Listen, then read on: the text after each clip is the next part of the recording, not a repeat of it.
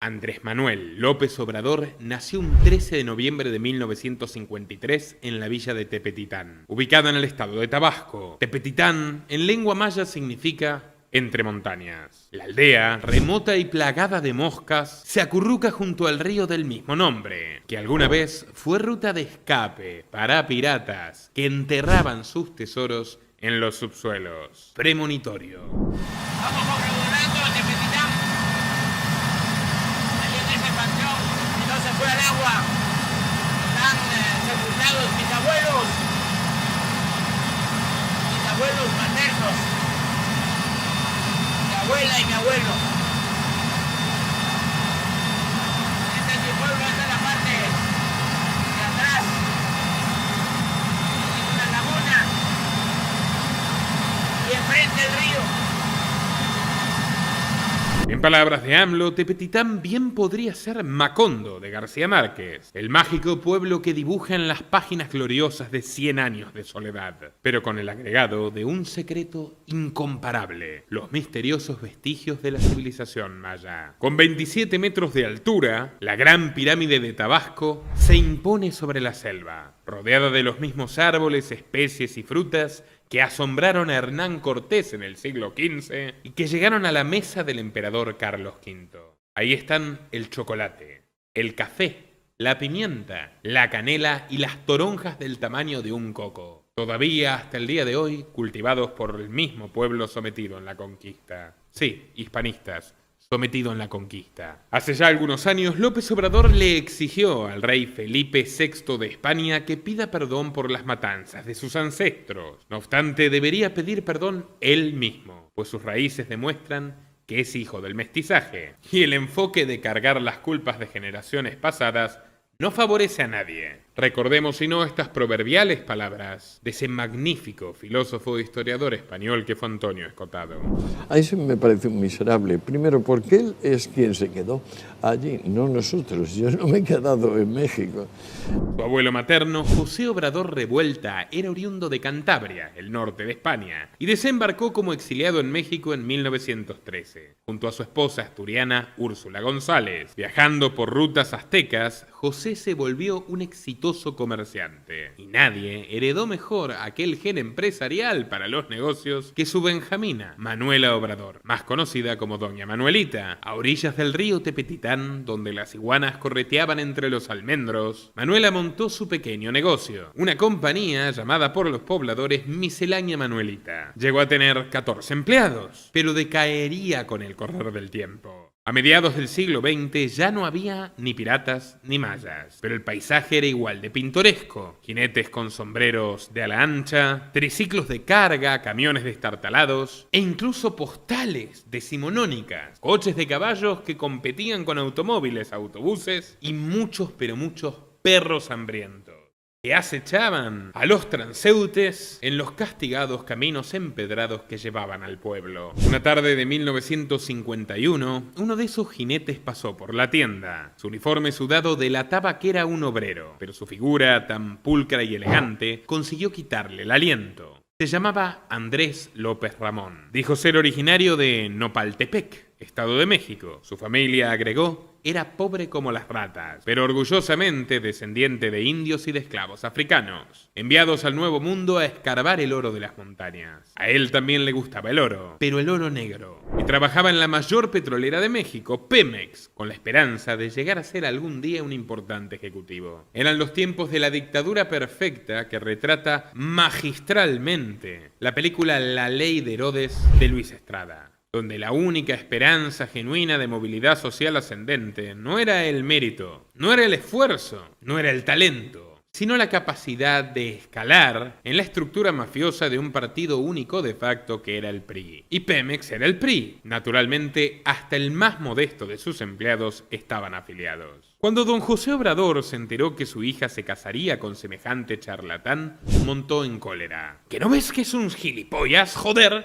¡Un embaucador! ¡Hijo de un mendigo de Veracruz que apenas habla español! Pero Andrés padre, al igual que su heredero, sabía encantar hasta las serpientes. Y a base de cañas, barajas y frondosas apuestas, fue ganándose el cariño de su suegro y de sus cuñados. Sobre todo porque se dejaba perder toneladas de billetes. El padre de la novia cedió, virtualmente sobornado, y los tórtolos se casaron el 30 de octubre de 1952 en la iglesia de la Virgen de la Asunción. Pero el entusiasmo de Andrés padre duró poco, lo suficiente para preñar a su esposa y quedar ligado al clan. Cuando se enteró de que tendría un hijo, renunció a su empleo en Pemex y fue a emborracharse hasta desmayarse literalmente a Carta Blanca, el bar de la aldea, donde pasaría el resto de las tardes jugando al billar y tirando dados con los muchachos. Sus amigos lo llamaban Tajur, el apostador, pues jugaba más dinero del que podía permitirse perder. Fue la decidida doña Manuelita quien tomó la iniciativa de dirigir el negocio y criar a los 7 hijos que estaban por venir. El primogénito no fue otro que nuestro hombre, Andrés Manuel López Obrador, aunque su llegada a este mundo no estuvo exenta de dificultades. Sucede que en 1953 había solo 2 médicos en la región, los doctores Pinzón y Falcón. Para colmo de males, se odiaban mutuamente, eran enemigos acérrimos. Pinzón era panista y Falcón era priista. Pinzón era ultracatólico y Falcón era un ateo radicalizado, de los que habían asistido personalmente para intervenir iglesias en los tiempos de las guerras cristeras. Y el papá del presidente no tuvo mejor idea que reunirlos a los dos, y sus riñas y discusiones no tardaron en aparecer. Incluso, Falcón esbozó un puñetazo. Pinzón por su parte le escupió la cara y Falcón redobló la apuesta tomando un bisturí y amenazándolo con ensartarlo si no se callaba. Cuando Andrés padre quiso intervenir para frenarlos, uno de los iracundos doctores le recordó que le debía miles de pesos por un juego y que pensaba cobrarlos con su carne, cual Shylock, el usurero del mercader de Venecia. Pero bueno, en el fondo Falcón era un profesional y dominando la situación, logró abstraerse, beberse 3 tragos de tequila, contado literal por la familia, y trajo al mundo a Andrés Manuel sano y salvo. La naturaleza a veces se equivoca. El pobre era tan pero tan feo que los pobladores comenzaron a decirle el peje, por su aspecto de peje lagarto, un extraño animal que vive casi exclusivamente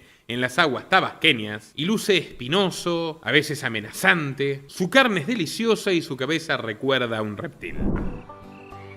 Mamá, se metió otro peje lagarto. ¡Otro peje lagarto! ¡Dámela para la pena! Dale, mamá, saca el peje lagarto. Es la última, pero la última vez que seré madre, sentenció Manuelita exhausta, desangrada, casi muerta. Y no porque fuera feo el bebé, sino por el dantesco escenario de su embarazo. Pero en los años subsiguientes llegaron parteras nuevas al pueblo y dio a luz con ayuda a otras 6 criaturas, al tiempo que mantenía a flote al negocio. De hecho, a Pedro Arturo lo parió en plena faena, rompió bolsa mientras atendía clientes e insistió que una partera la asistiese directamente en el local. Era una mujer muy eficiente. Los caminos embarrados de Tepetitán eran intransitables la mayor parte del año, y solo el río unía la ciudad con el resto del estado. La matriarca se levantaba todos los días a las 4 de la mañana y se acercaba a los muelles para venderle bienes a los aldeanos que llegaban en cayucos, una embarcación típica de México. No era una mujer rica, pero tenía más dinero que la mayoría de sus vecinos, e inculcó en sus hijos una regla de oro. Todos los juguetes debían compartirlos con sus compañeros más pobres, sobre todo si eran chontales, es decir, miembros de un pueblo prehispánico que todavía habita en la zona. Pero al pequeño Andrés Manuel, paradójicamente, no le gustaba compartir. Dotado de un arte especial para el mal genio, una tarde volvió de la escuela sin su lápiz. Cuando su madre lo regañó, él contestó que lo había partido por la mitad y lo compartió con la clase. Dijiste que demos a los pobres, mamita. Quizás mañana me corte un dedo y también se los reparta. Al enterarse de esta respuesta bravucona, su padre lo estranguló con un cinturón, gritando que tenía una enfermedad y que pensaba curarla a base de moretones. Las golpizas fueron muy recurrentes en la infancia de Andrés Manuel, un niño demasiado travieso, demasiado rebelde y demasiado creativo para la maldad. Porque vamos, hay niños buenos y hay niños miserablemente malos. Lópezito era uno de esos. Sin embargo, asegura que no le guarda rencor a su progenitor. De hecho, se lo agradece. Forjó carácter, entre comillas. Y ya lo veremos, que ese carácter llegó a costarle la vida a otras personas muy temprano. Como había poco entretenimiento, pocas oportunidades de esparcimiento o recreación para los niños del pueblito, Manuelita solía organizar kermeses, donde jugaban a trepar a postes engrasados de 20 metros, perseguir cerdos engrasados o intentar arponear a caballo trozos de papel que colgaban en los árboles. Al llegar la noche se organizaban bailes para los adolescentes. Los toscos muchachos de los ranchos cercanos se calzaban sus mejores camisas y llegaban a la ciudad cabalgando en sus corceles. Manuelita tenía una sola regla: todas las armas debían guardarse en una tienda. Entonces bebían hasta la inconsciencia. Algunos caían dormidos en el bar, otros iban con las señoritas al río y amanecían desperdigados por la orilla en paños menores. Cuando el sol ya llegaba al cenit, recogían sus pistolas y salían galopando de la ciudad, disparando a veces salvajemente al aire. Pero hubo una noche en particular en la cual, en medio de los bailes, la algarabía y las guitarreadas, un disparo resonó en la oscuridad y le hizo correr sudor frío por la espalda a Manuelita. Los jinetes salieron en tromba hacia el negocio y encontraron al pequeño Andrés Manuel con una botella de vino vacía y el Colt humeante todavía en su mano. El pequeño exclamaba desafiante: "Y hoy los reto un duelo". Es que el Peje sentía desde sus tempranos 6 añitos una atracción incontrolable por las armas. Su personaje favorito de cómics era El Santo, un luchador que combatía zombies, vampiros, brujas, a los hijos de Frankenstein y las fuerzas de la oscuridad. Su pasatiempo preferido era tirar canicas en las calles de tierra para asustar a los automovilistas, y jugaba con sus amigos a los indios y vaqueros. Él siempre quería ser vaquero porque decía que los indios eran lentos y feos. Pero a medida que crecía, Andrés Manuel encontró una pasión insuperable: el béisbol. Su sueño era ser un jugador profesional y escuchaba todos los partidos de las grandes ligas en la radio a pilas de su vecino, don Pepe, que lo dejaba pasar a cambio de que le rastrille el jardín. Quienes lo vieron jugar aseguran que AMLO manipulaba el bate temerariamente, pero con una habilidad impresionante. Podía batear a cualquier parte del campo, al tiempo que dejaba la tediosa tarea de receptor a su hermanito menor José Ramón, también conocido como el Borrego, por su tamaño, complexión y fuerza. Pero el problema del Peje es que se tomaba el juego muy, pero muy en serio. De ninguna manera, y subrayo esto, de ninguna manera aceptaba perder. Manía que conserva hasta hoy. En un partido de 1961, su compañero de equipo, José Ángel León Hernández, tropezó durante una corrida a la base y por su culpa perdieron la partida. Andrés Manuel se enfureció tanto que le arrojó una pelota en la cabeza. La víctima cayó sobre el suelo con convulsiones y sangrando a borbotones. ¿Qué fue de su destino? Pues muchas investigaciones rigurosas aseguran que León Hernández permaneció en estado casi vegetativo hasta su muerte prematura en 1995. Parapléjico y semiconsciente. El día de su muerte, el Diario de Tabasco mencionó el asunto en un artículo. Su autor, el escritor Rafael Soberanes León, afirmaba haber entrevistado a los padres del niño herido, que se negaron a brindar más detalles por miedo. ¿Miedo a quién? A un caudillo cada vez más influyente, que era básicamente quien 30 y muchos años antes había perpetrado el crimen. Por otra parte, el maestro de escuela primaria de López Obrador niega que León Hernández haya quedado así por culpa de Andrés Manuel, y dice que él había evitado la pelea justo a tiempo. Sea como sea, la primera versión es totalmente compatible con la agresiva naturaleza del Peje, que por otro lado no era ajena a Tepetitán, una ciudad violenta en todos los sentidos. Lo que escucharán a continuación se enmarca en los más estrictos parámetros de contenido educativo, informativo y documental de esta plataforma. A principios de los años 60, un hecho espeluznante conmovió a todo el pueblo. En la fiesta de la Virgen de la Asunción, el capitán Próspero González y una docena de policías estatales, todos forasteros, arrestaron a un pobre jornalero acusado de robar un caballo. Su nombre era Esteban Reyes. Tenía 24 años y una reputación impecable en el pueblo. Pero los oficiales, totalmente ebrios,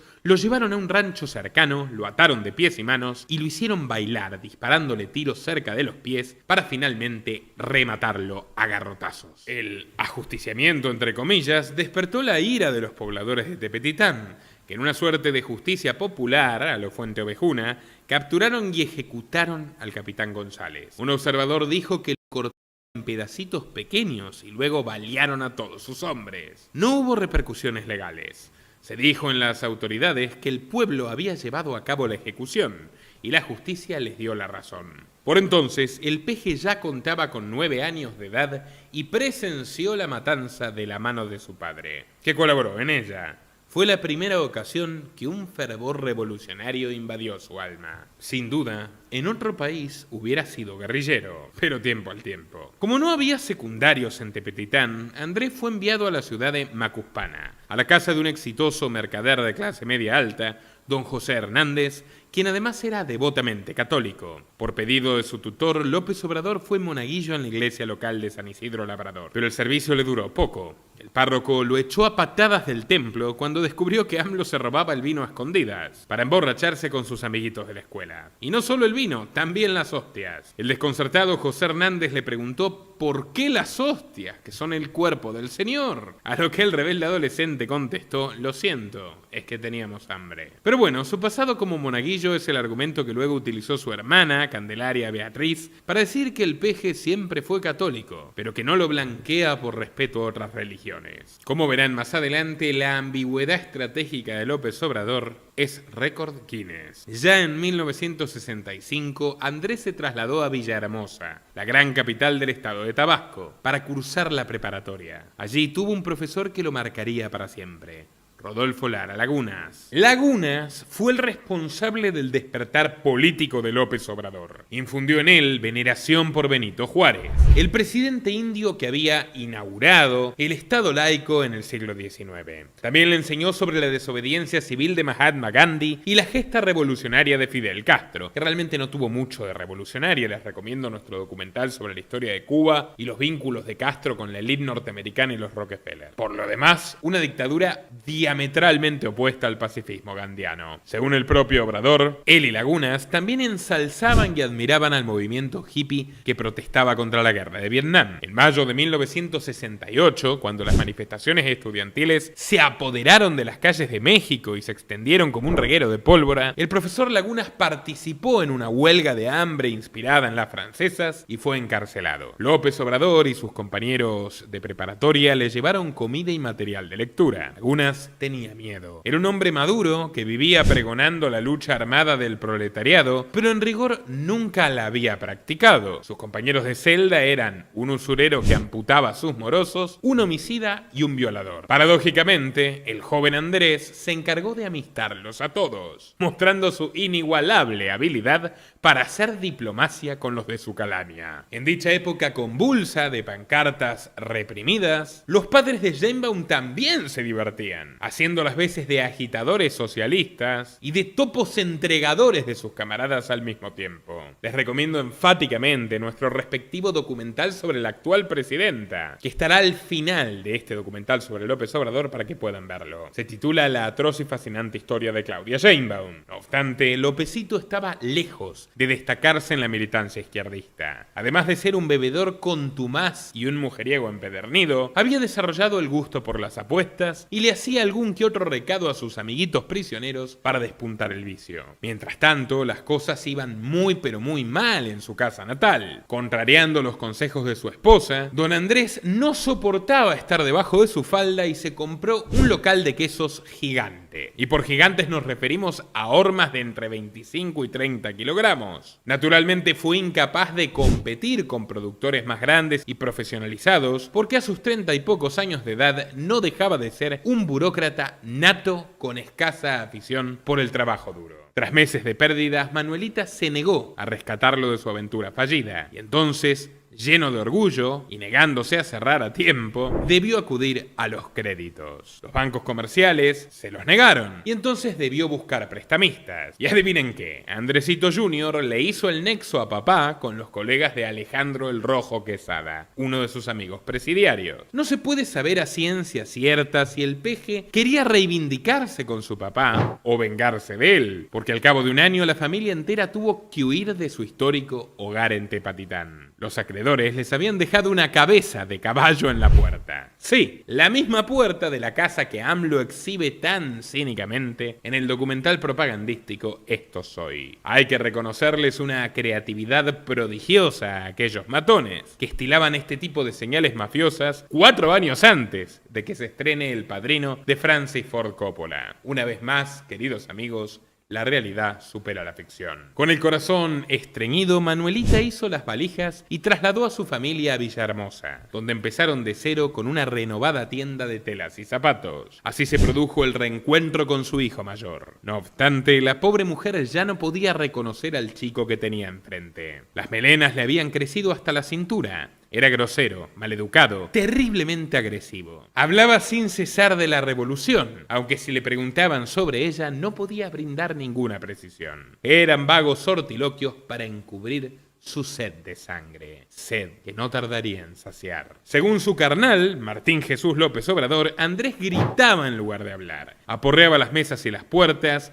rompía platos y maltrataba a animales con franca fascinación. Era el típico gañán que incendiaba hormigas con una lupa por puro entretenimiento. Para entonces, ya no solo su papá descargaba su ira contra él. Manuela, frustrada, lo obligaba a arrodillarse sobre granos de maíz durante horas. Casi nunca cenaba porque siempre estaba castigado y hasta le habían retirado la bombilla de luz de su habitación. Si todos estos síntomas se hubiesen atendido a tiempo, si no le hubieran contestado a su agresividad con más violencia, tal vez esta sufrida familia hubiese logrado evitar lo peor. El desenlace fatídico que tendría lugar aquella remota tarde de 1969, cuando la tragedia los abrumó. Pero por desgracia, señores, ya era demasiado tarde. Reproducimos esta declaración en contexto educativo y documental bajo los parámetros de esta plataforma.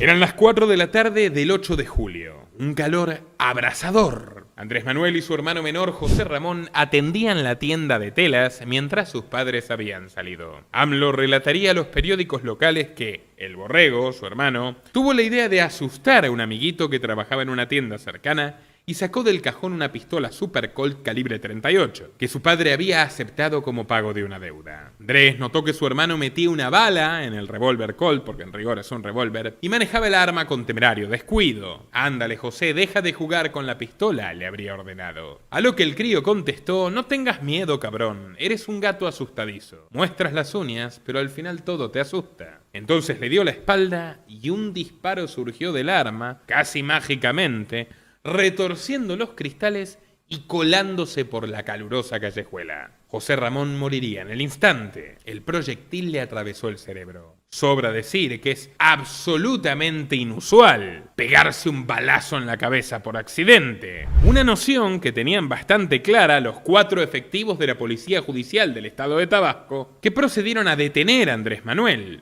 abofetearlo para que confiese y luego cargarlo a su patrullera Chevrolet. Permaneció esposado en un calabozo sombrío hasta entrada la madrugada y, según las anotaciones de su ingreso, con asombrosa serenidad.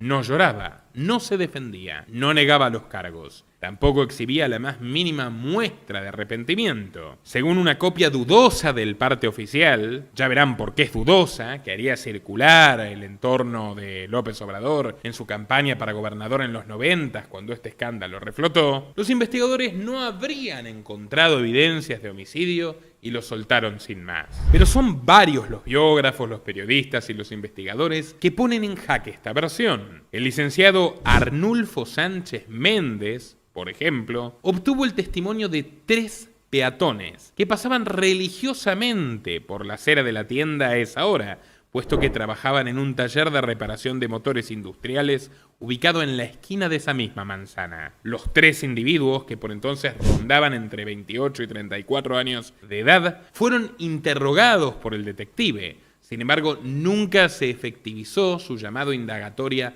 por parte de los fiscales. 3 coincidieron cerradamente en que no fue José Ramón, sino Andrés Manuel, quien estaba jugando con el arma en un principio, y a quien, por supuesto, su fama de malhechor lo precedía. Uno de ellos se asomó por la vidriera tras escuchar los gritos de los hermanos y asegura haberlos visto forcejeando. Cuando otro de sus compañeros le espetó: «Vamos ya, güey, ¿qué es lo que miras?», torció la cabeza y en ese mismo instante se produjo el disparo. Y al girar de nuevo vio a José Ramón tendido en un charco de sangre a unos 2,5 metros de Andrés, que ya estaba del otro lado del mostrador y a cuyos pies yacía la pistola. El verdugo le clavó una mirada tétrica, tanto que desde entonces y hasta ahora los 3 inoportunos transeúntes insisten en mantener reserva. Claro está, AMLO no habría sido liberado por falta de pruebas. El consenso de los investigadores críticos arroja que una política muy influyente de la zona, una diputada priista de apellido Rosique, intervino ante el gobernador de Tabasco, Manuel R. Mora Martínez, para proteger a la familia de acciones legales, especialmente para proteger a Andrés. Desde entonces, el parte policial del tiroteo falta en los registros policiales de Villahermosa. Por tanto, ¿de dónde sacó Andrés, durante su candidatura para gobernador de Tabasco, la copia que hicieron circular? ¿Cómo puede ser que nadie se haga más preguntas al respecto? Si hoy cualquier colega mexicano con su carné de periodista se presenta al Poder Judicial de Tabasco y solicita el expediente de la tragedia, sencillamente no lo encontrará. La señora Rosique era clienta y, según las malas lenguas, una amiga demasiado íntima de doña Manuelita. En poco tiempo se habían vuelto muy cercanas y se pasaban las tardes hablando mal de sus maridos. Andrés padre se indignó cuando le devolvieron al peje. ¡Asesino! ¡Descarado hijo de perra! ¡Fratricida! ¡No te conozco!, le gritó entre lágrimas. Manuelita le habría respondido: cálmate, ya perdí a un hijo, no pienso perder a 2. José Ramón fue enterrado en el Panteón General de la ciudad y su fantasma todavía se yergue sobre su Caín. Ironías de la historia, AMLO comparte este pasado homicida con otro presidente de México, el priista Carlos Salinas de Gortari. En diciembre de 1951, cuando contaba con apenas 3 años de edad, Carlos jugaba a la guerra junto a su hermano Raúl, con un rifle calibre 22 robado a papá. En su fantasía belicista, que no era tan fantasiosa, condenaron a muerte a la pobre criada de solo 12 años. Le ordenaron que se arrodille y uno de ellos le disparó. Cuando se le preguntó qué había pasado, Carlitos confesó: la maté de un tiro, soy un héroe. Como siempre digo, el Estado es la organización criminal preeminente en cada país, la mafia de mayor jerarquía, y solo puede ser liderado por un muestrario de los peores individuos de cada sociedad. Cuanto más inescrupuloso seas, mejor. Cuanto más cruel, mejor. Con un poco de suerte, los sujetos más viles y repugnantes pueden llegar a la cima y darse el lujo de predicar moralidad y valores humanistas a los plebeyos. Pero faltaba medio siglo para que este reo se vuelva emperador. Nadie le pregunta en sus perpetuas mañaneras sobre este episodio tan alarmante. ¿Se imaginan a Vicente o algún otro de los bufones y aplaudidores del régimen inquiriéndolo? Presidente, ¿qué hizo con su hermano José Ramón? No ocurrirá. Al menos hasta hoy ha imperado un denso y oscuro manto de olvido sobre este caso, lo cual no deja de sorprenderme. ¿Hasta qué punto puede llegar a la impunidad? No lo sé, pero algo podemos hacer para intentar revertirla, y es compartir este video en WhatsApp, en Twitter, en Telegram, en Facebook. Compartir hasta que les ardan los dedos de tanto cliquear la flechita. De repente, con nuestro granito de arena, logramos al menos que este interrogante le llegue al Mesías tropical y que ensaye una mejor versión. Porque la que ha intentado hasta el momento, señores, no es creíble. Retomemos. Su padre jamás le perdonó la muerte de José Ramón, que era la luz de sus ojos, y acosado por esa frontal hostilidad paterna, AMLO se mudó a casa de sus amigos, un grupito de bohemios borrachines, donde podría subsistir ganándose la vida al vender zapatos y ropa que le proporcionaba en secreto su mamá. No tardaría en adquirir nuevas costumbres, y su juego en casinos clandestinos tendió a la ludopatía. Y en una taberna de mala muerte conoció un par de contrabandistas que lo invitaron a buscar un cargamento de jeans marca Levi a Chetumal, una localidad fronteriza entre México y Belice. En el transcurso de los próximos 18 meses, AMLO salía y regresaba al país azteca esquivando la aduana, cargando todo tipo de artículos del mercado negro: Rolex paraguayos de imitación, lentes Ray-Bans originales, discos de vinilo. Vestía bien y presumía de que tenía lana. En la escuela, donde tenía el preceptor sobornado para que no le cuente las faltas, pasó de ser llamado el peje a el gringo, por su afición a las camisas yanquis a cuadritos y a los cigarrillos Marlboro. Vaya que esta historia volverá a repetirse. Qué pena que Lopecito no siguió este camino. de todas maneras. Como dije y reafirmo, entre contrabando y comercio legal solamente hay un capricho burocrático. Vender absolutamente cualquier cosa es totalmente legítimo, no importa lo que diga la ley, en tanto y en cuanto no se vulnere la vida o la propiedad de terceros. Hacer política, en cambio, implica robarle a los demás a través de impuestos, cercenar sus libertades y ordenarles qué hacer o dejar de hacer. El contrabandista, que no comete ningún acto violento, es un ciudadano noble, un servidor del prójimo que ofrece bienes extranjeros a mejor precio que los bienes locales, enriqueciendo al conjunto de la sociedad, favoreciendo a los que menos tienen, quienes tal vez no podrían comprarse esa camisa, o ese licor, o ese reloj,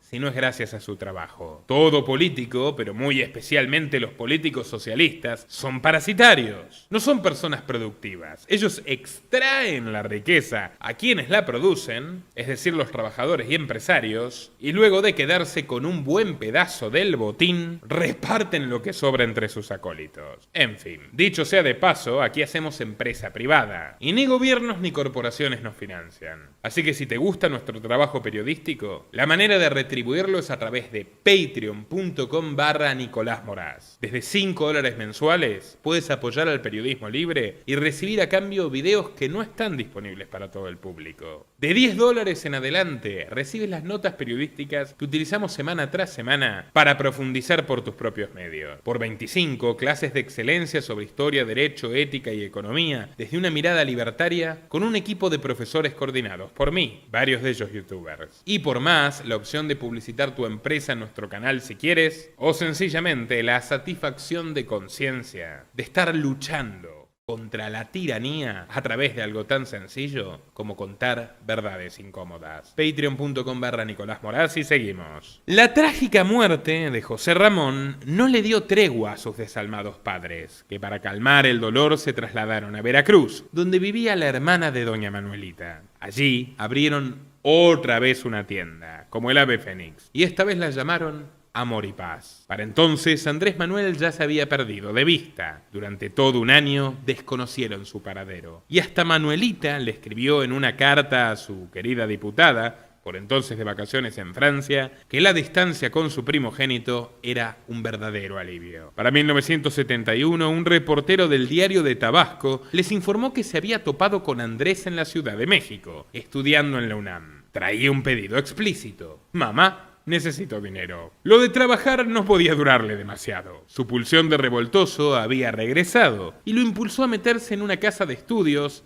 no sé si de estudios porque no estudia tanta gente, famosa por su orientación izquierdista. La UNAM, un verdadero semillero de radicales. Hasta hoy hay veteranos profesores que vivieron la masacre de Tlatelolco, donde, como te contamos en el documental de Sheinbaum, las tropas federales mataron a más de 300 alumnos indefensos, en tanto que se denuncia que el papá de Claudia los entregaba a dedo a las autoridades, haciendo gala de una densa tradición familiar de agentes dobles que comienza con el abuelo de Claudia, Juan Sheinbaum Abramovich, que reportaba para la KGB soviética y luego fue expulsado del Partido Comunista Mexicano rodeado de sospechas. Video muy recomendado, insisto. Bartolo Jiménez, por entonces el mejor amigo de AMLO, recordó que el melenudo admiraba a Castro y a Guevara y juraba haber leído ávidamente a Marx, Althusser y Nietzsche. Pero su entusiasmo teórico no coincidía con su desempeño académico, que era precario, o más bien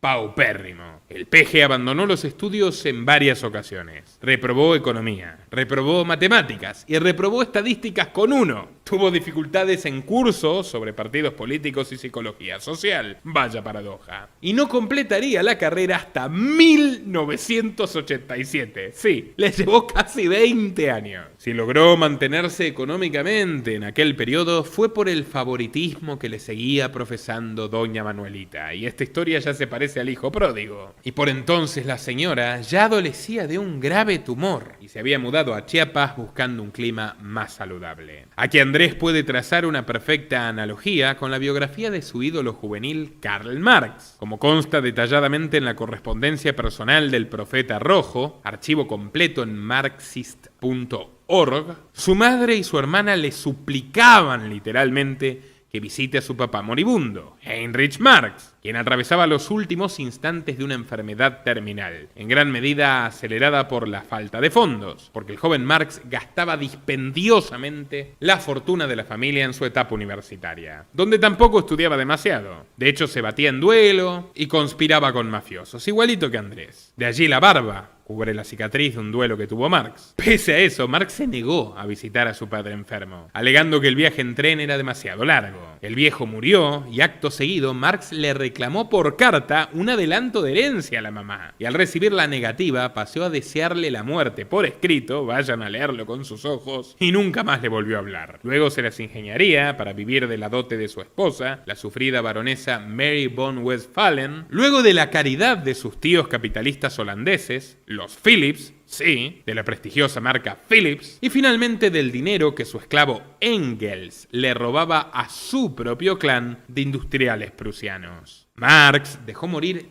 3 hijos, de hambre y de frío, y al pequeño Edgar en concreto, tras mandarlo a mendigar a la carnicería en harapos, para dar lástima. A él se lo llevó la tuberculosis. Eso sí, no tenía reparos en pagarle clases de latín y de ballet, como Claudia Sheinbaum, a sus hijas mujeres, y a su vez comprar centenares de fusiles y cañones a los obreros que morían en su nombre en la comuna belga. Un cobarde y un psicópata en toda regla. Pero volviendo a otro cobarde, AMLO, nuestro protagonista tampoco visitaba a su mamá, que pese a la enfermedad había fundado el restaurante El Palomar y un pequeño hotel llamado Kichan, amigo en maya, que con mucho esfuerzo lo fueron ampliando hasta que pasó de 15 a 23 habitaciones. Claro que esto puede parecerles una minucia, calderilla, frente a la fortuna malavida y los lujos excéntricos que acumulan los hijos de López Obrador, robados hasta el último peso de los bolsillos de los pobres de México. Pero si se estudia, como lo hice yo, a la familia, a su punto de partida, y se incluye las desventuras, por ejemplo, que Manuelita sufrió por culpa de su marido y de su hijo, la verdad que la señora era una empresaria auténticamente admirable. Y además, un alma demasiado benevolente. Cada fin de mes enviaba un sobre repleto de dinero para los estudios del joven Andrés, que se negó repetidas veces al pedido de su madre de que deje la carrera de administración pública por una más decente y más rentable como contabilidad o ingeniería. Eso sí, lo que Manuelita ignoraba, pobre mujer, era que el retoño ya no asistía a los cursos. Absolutamente ninguno. Usaba su dinero en las novias, en los vicios urbanos, y el sobrante lo donaba sin ton ni son a agrupaciones radicales de izquierda, cada una de las cuales cobraba un diezmo. Por ejemplo, así se pagaban los cócteles Molotov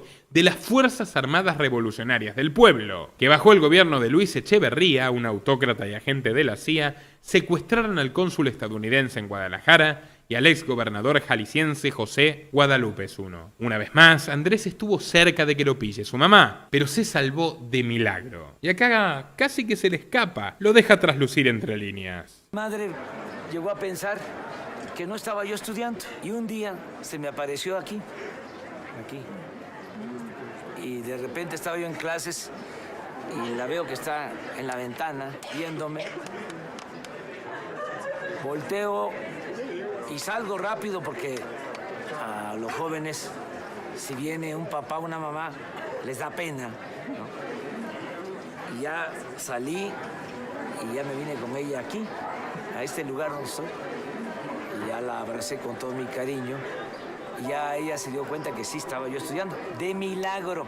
Sin embargo, sus dotes de vendedor seguían intactos. Una dulce llamada telefónica bastó para aplacar las inquietudes maternas. El arte de la mentira se cultiva como un árbol de bonsái. Por entonces, y tras casi un lustro, volvería a sus pagos. Pero no a visitar a su madre enferma, sino a militar activamente en la Organización de Estudiantes de Tabasco, la OET, que solía reunirse en la casa de un aclamado poeta tabasqueño, Carlos Pellicer Cámara, llamado el gran abogado de los pueblos indígenas. Pellicer fue un hombre culto y extremadamente oportunista a partes iguales. De joven fue agregado estudiantil en la Embajada Mexicana en Venezuela y pronunció un airado discurso en contra del entonces dictador venezolano Juan Vicente Gómez. ¿En Venezuela?, se preguntarán ustedes. No, en México, cuando volvió. ¿O se creyeron que era tan corajudo?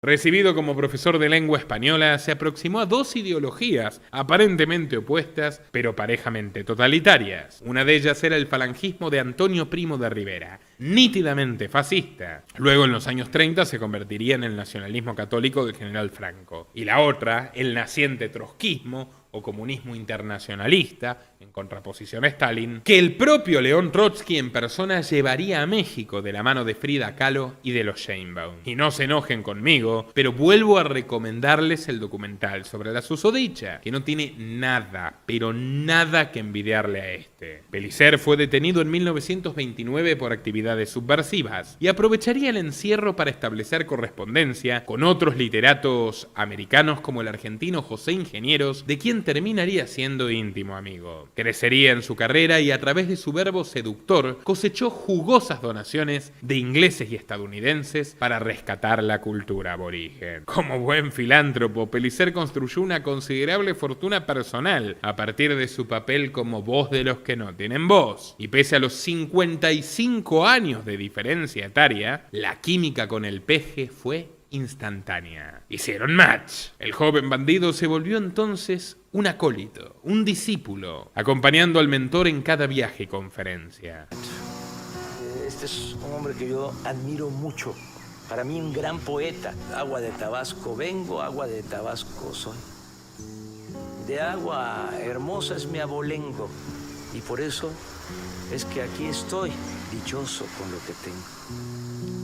La influencia del poeta fue vital para civilizarlo. Lo dotó de un mínimo de modales y lo entrenó en su oratoria. Y aunque la oratoria de López Obrador resulta insoportablemente lenta para el común de los mortales, de hecho es una especie de banda sonora para derretir cerebros, parece ejercer una suerte de hechizo o de influjo hipnótico entre la muchedumbre de analfabetos funcionales que lo veneran. Dar a conocer a todos, porque se transmite esta mañanera, a veces subo videos en las redes. En una ocasión, AMLO invitó a Pellicer y a sus compañeros de estudios a visitar la casa de sus padres en Chiapas. Los jóvenes nadaron osadamente en un poderoso raudal, conocido como el Baño de la Reina. Entonces, una fuerte corriente arrastró a Andrés Manuel bajo el agua. Luego de ser rescatado, dijo muy seriamente a sus amigos que había visto una luz al final del túnel y allí supo que no podía permitirse morir, porque tenía una misión en la vida: salvar a su pueblo. Y yo me pregunto, Andrés, ¿quién salvará a tu pueblo de ti? Bueno, su historia es más colorida que la de Milei, que vio a Jesucristo en el supermercado y le dijo que tenía que ser presidente. ¿Lo contamos aquí? ¿O es que te creías que somos mileitarios de derecha?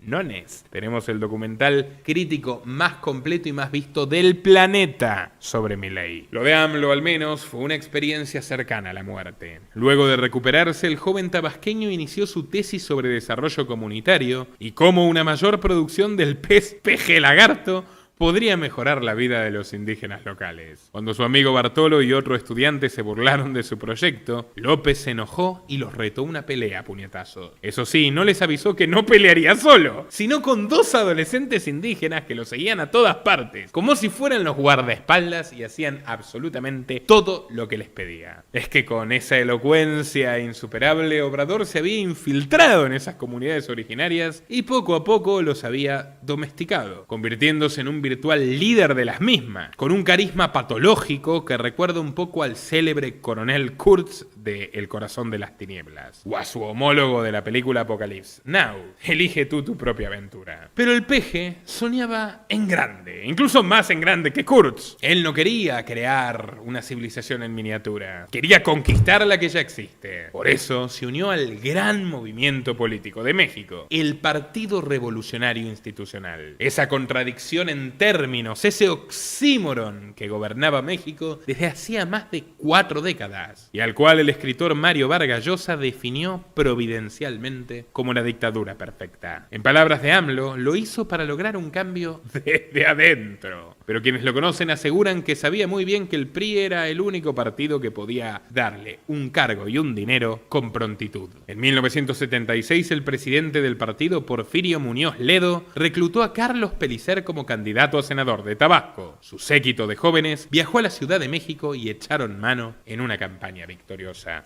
El poeta fallecería pocos meses después, casi sin estrenar su puesto. Pero antes, llegó a reunirse con el gobernador electo de Tabasco, Rovirosa Huade, a quien dejó un último consejo. Rovirosa, quiero decirle con toda mi fuerza que hay una sola persona que goza de la confianza de todos los indios. Y ese es López Obrador. Aquella voluntad en su lecho de muerte sellaría para siempre el destino de su hijo de alma, Andrés Manuel, que fue nombrado coordinador estatal del Instituto Nacional Indigenista, dirigido por Ignacio Valle Fernández, y luego director estatal de Coplamar, un programa que buscaba utilizar los ingresos del petróleo para mejorar, entre comillas, la difícil situación de los pobres, pero que, en la práctica, era un nido de parásitos estatales con un presupuesto exiguo. Pero para López Obrador, esta era la oportunidad de oro para catapultarse. Piénsenlo, ya había tenido bastante suerte, debería estar pudriéndose en la cárcel, pero no.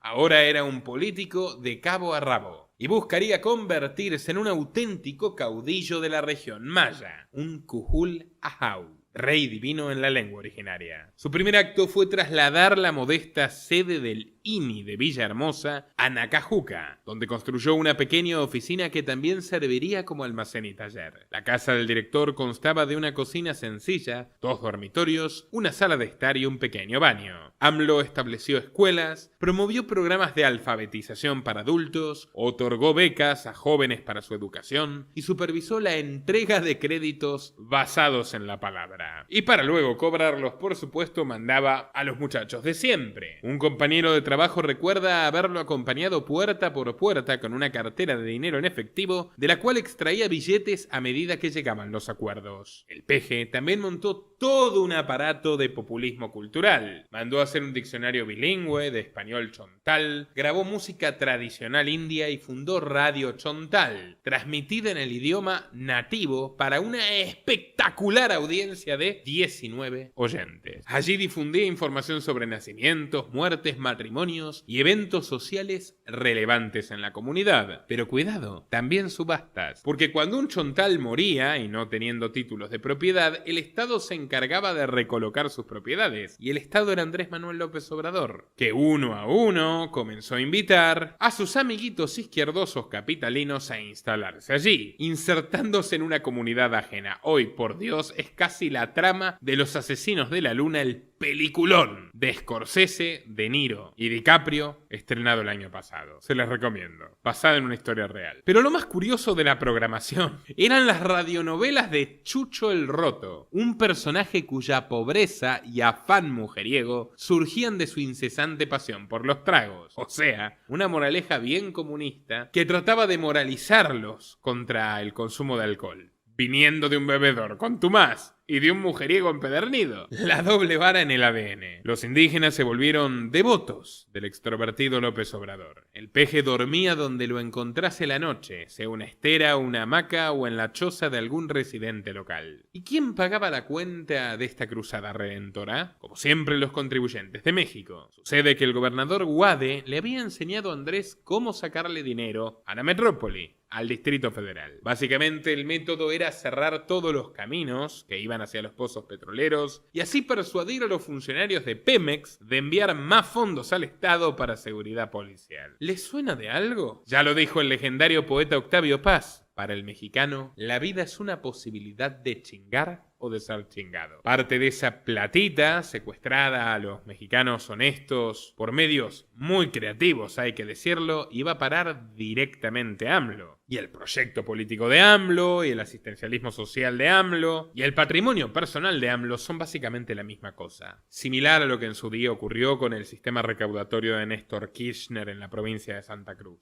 En aquellas andanzas, Andrés Manuel conoció a Graco Ramírez Abreu, un joven activista del Partido Socialista de los Trabajadores, PST, que ensamblaba casas prefabricadas de fabricación cubana. Fascinado por la idea de dar una impronta guevarista a su gestión, el PG obtuvo materiales y asistencia técnica de la dictadura sangrienta de Fidel Castro y construyó viviendas para los chontales. Pero su legado más recordado en la región es el de los camellones. Esta técnica de sembrado consiste en elevar plataformas rectangulares de suelo fértil lo suficientemente altas para evadir las inundaciones. Mucho más barato que dragar los pantanos y las zonas bajas, pero también es mucho más riesgoso, porque puede generar derrumbes y de hecho sucedió un derrumbe del cual casi mueren 2 personas. Pero más allá de eso, con el invento las comunidades lograron sembrar maíz, frijol, yuca y otros cultivos de consumo familiar. La obra, claro, no estaba exenta de polémica. No solo por los riesgos que contraía, sino porque resulta que el impulsor de los camellones no fue Andrés Manuel López Obrador, que se disfrazaba de, no sé, un Tesla moderno. El invento era de una solidaria monjita a la que nunca tuvo la dignidad de citar, la Madre María del Carmen Muriel de la Torre, que trabajaba entre los indios de Nacajuca desde 1971 con el genuino deseo de auxiliar a los oprimidos, a cambio de nada. ¡Qué contraste! Cuando López Obrador llegó a Lini, los camellones centrales ya estaban siendo desarrollados por inventiva de la Madre Muriel. Muerto de los celos, el tabasqueño recluyó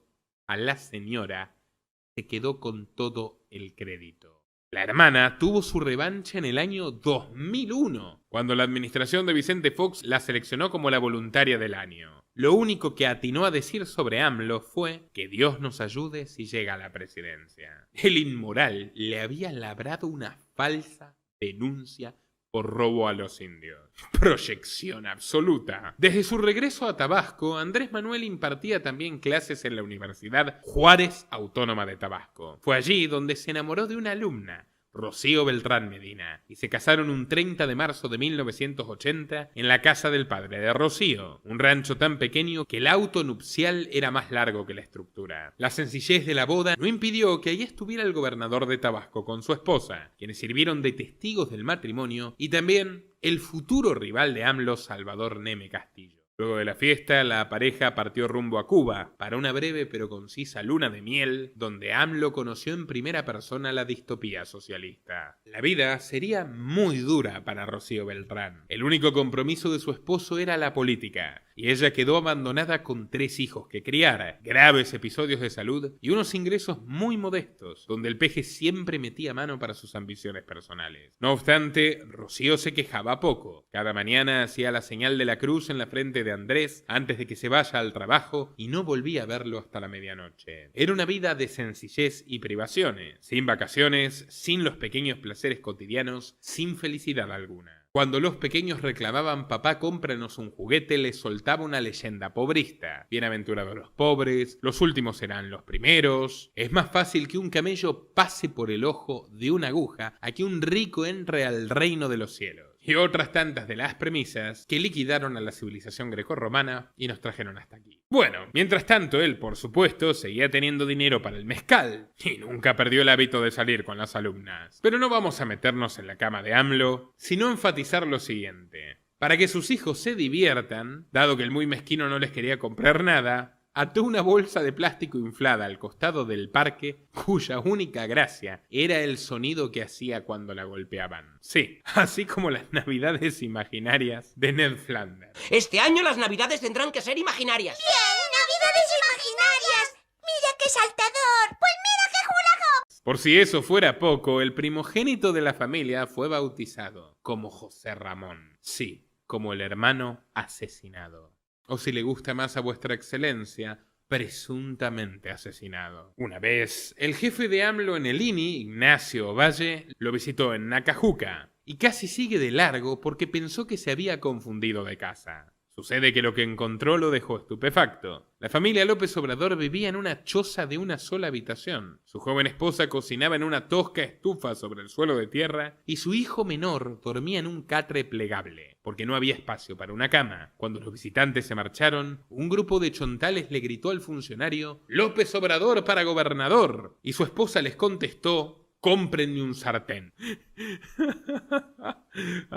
El liderazgo de Andrés Manuel atrajo la atención del nuevo gobernador de Tabasco, Enrique González Pedrero, un intelectual izquierdista metido en el PRI que ganó las elecciones de 1982. El voto indígena fue crucial para su victoria, así que el mandatario retribuyó a AMLO designándolo presidente estatal del PRI, del partido de la dictadura perfecta. Cuando algunos funcionarios azorados le preguntaron ¿por qué premias a un ser tan peligroso? Es que no sabes lo que le ha hecho a ese niño, a que no sabes lo que le ha hecho a su propio hermano. Pedrero respondió con el refrán popular: si quieres conocer a un hombre, dale poder. Y vaya, pero vaya que nuestro hombre se daría a conocer. Desde la cúpula partidaria, AMLO conspiró para debilitar al PRI tradicional y convertirlo en una auténtica célula comunista. Era la tradicional doctrina del entrismo, que por ejemplo en la Argentina practicaron los hermanos Frondizi en la Unión Cívica Radical y John William Cook en el peronismo, lo que a la larga terminaría evolucionando en Montoneros. Ante la absoluta y radical imposibilidad de persuadir a un mercado electoral, los rojos apostaban por copar, por infiltrar, por dominar desde adentro y eventualmente pudrir y detonar a los partidos tradicionales. Un expediente de la Dirección Federal de Seguridad, DFS, desclasificado hace pocos años, ilustra algunos de sus movimientos. Los agentes lo espiaron durante más de 4 años, entre el 79 y el 83, y comprobaron que Andrés desviaba dinero del PRI para financiar al Partido Comunista Mexicano y a su vez a los militantes del Partido Socialista de los Trabajadores. Incluso buscó debilitar las elecciones para diputados para que miembros del Partido Comunista obtengan un escaño. O sea, metía goles en contra, dicho en jerga futbolera. Pero el peje no teme a la contradicción y pese a su total deslealtad, fue ni más ni menos que el escritor del primer y único himno del PRI, donde buscó enfatizar su nuevo rol revolucionario.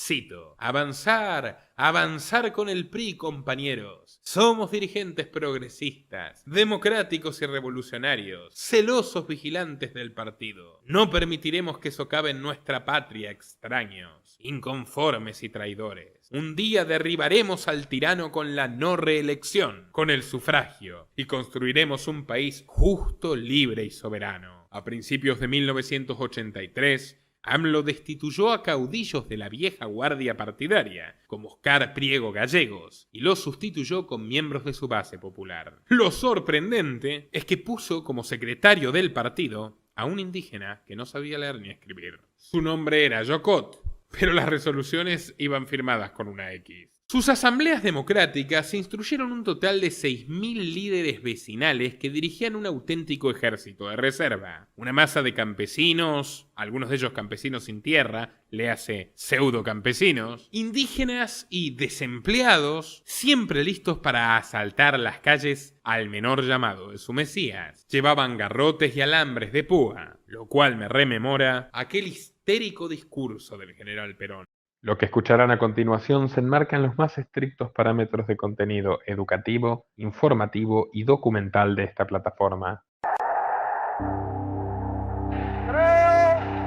que según se puede ir observando, vamos a tener que volver a la época de andar con el alambre de fardo en el bolsillo.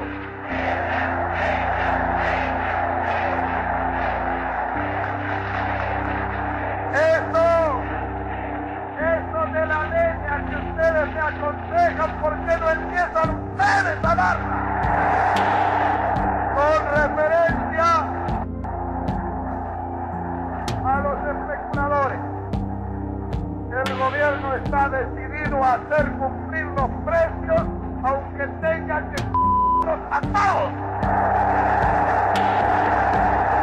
Esto provocó un total escándalo entre los alcaldes locales. Pese a todo, en aquella época en México no se estilaba la violencia extrema que se sufre hoy. Y esto les parecía un improperio. Se sentían frontalmente amenazados por López Obrador y su reciente bandilla paramilitar y denunciaban que eran desangrados, chantajeados, expoliados, bajo amenaza de que destruyan comercios o incluso instalaciones públicas para que tengan que desviarle el 10% de sus presupuestos a los llamados movimientos sociales. El precio de que la mafia no te rompa las piernas. Al principio intentaron tenderle una trampa. Una noche de verano fue invitado a una reunión ejecutiva en Villahermosa, pero en realidad resultó ser una fiesta plagada de abundantes bellezas tropicales, que bailaban con poca ropa para los políticos más importantes de Tabasco. Con buen criterio, López Obrador controló sus instintos y le dijo a su chofer: vámonos, esto me huele a mierda. Porque sí, no había plata para los juguetes de los niños, pero tenía chofer y un salario equivalente a $3.500 actuales. Literal, le imponía la pobreza más aberrante a su prole. Pero bueno, el caso es que los alcaldes no tuvieron más remedio que ir a llorar más alto, a la oficina del gobernador González Pedrero. El mandamás oyó sus súplicas con cierta consideración. Su conclusión era que las diferencias de AMLO con el PRI eran definitivas e irreconciliables. Y en la mañana del 5 de agosto lo echó de su cargo con una frase tan simple como real: mira, hijo, Tabasco no es Cuba. Lo que pasó a continuación es bastante confuso. Pedrero le ofreció a López Obrador un cargo consuelo, como jefe administrativo del Estado. Al principio el joven aceptó, pero a las 22 horas de ese mismo día anunció su renuncia. La versión de Andrés Manuel es que todo era otra trampa, que los alcaldes ya habían conjurado para echarle corrupción encima y que el jefe saliente de su nuevo cargo, Peralta Burelo, había cambiado el control de la imprenta estatal para que ni él ni sus aliados pudiesen imprimir su material político, sus panfletos marxistas de porquería. Esa noche, cuando anunció su salida, todos los dirigentes de Tabasco festejaron, mientras los simpatizantes de AMLO renunciaban en masa al PRI, en solidaridad declarada con su líder. El tabasqueño salió de Villahermosa en un viejo Volkswagen Escarabajo, desempleado, humillado y con apenas un puñado de pesos en el bolsillo. Tras una breve visita a sus padres, que todavía lo repudiaban, llegó a la gran capital. En las oficinas centrales del partido, Andrés caminaba como un leproso, evitado por todos los políticos capitalinos que no querían conflictos con el poderoso gobernador de Tabasco. No todo estaba perdido para él, lamentablemente. Como dijo el poeta Alfonso Reyes: ¿qué tienes, alma? Gritas a tu manera y sin voz. Los caminos de la vida no llevan a donde voy yo. En una situación ya crítica, literalmente apenas le daba para alimentar a los críos, AMLO se acercó a Ignacio Ovalle, quien estaba por dejar México para ser embajador en la Argentina, y el exdirector del INI se contactó con su buena amiga y activista social, Clara Judisman de Bialostovsky, una enérgica militante sionista que dirigía el llamado Club Judío de México y a su vez regenteaba el Instituto Nacional del Consumo, desde donde ayudó al desahuciado Peje Lagarto. De origen judeo-ucraniano y explícitamente feminista de la segunda ola, Judisman llegó a ser un enlace fundamental entre AMLO y la élite sionista mexicana durante toda su carrera. Solo por caridad, en 1984 le otorgó a Obrador una de las 4 divisiones del INCO. Allí fue jefe de 40 empleados, a los que trató en forma despótica. Los desplegó en 16 distritos de la ciudad para organizar clases y talleres con sindicalistas. Andrés Manuel fue infiltrándose poco a poco en un nuevo rubro, el de los gremios. Y mientras tanto, cultivaba amistades con empresarios y banqueros de la izquierda judía mexicana, porque sí, Hay una izquierda judía mexicana y si no, pregúntenle a Claudia Sheinbaum. Cuarta vez que recomiendo el documental. Es bastante interesante cuánto dinero tenía la izquierda judía mexicana. Con todo respeto por las personas absolutamente decentes de la comunidad judía mexicana que no tienen nada que ver con la política.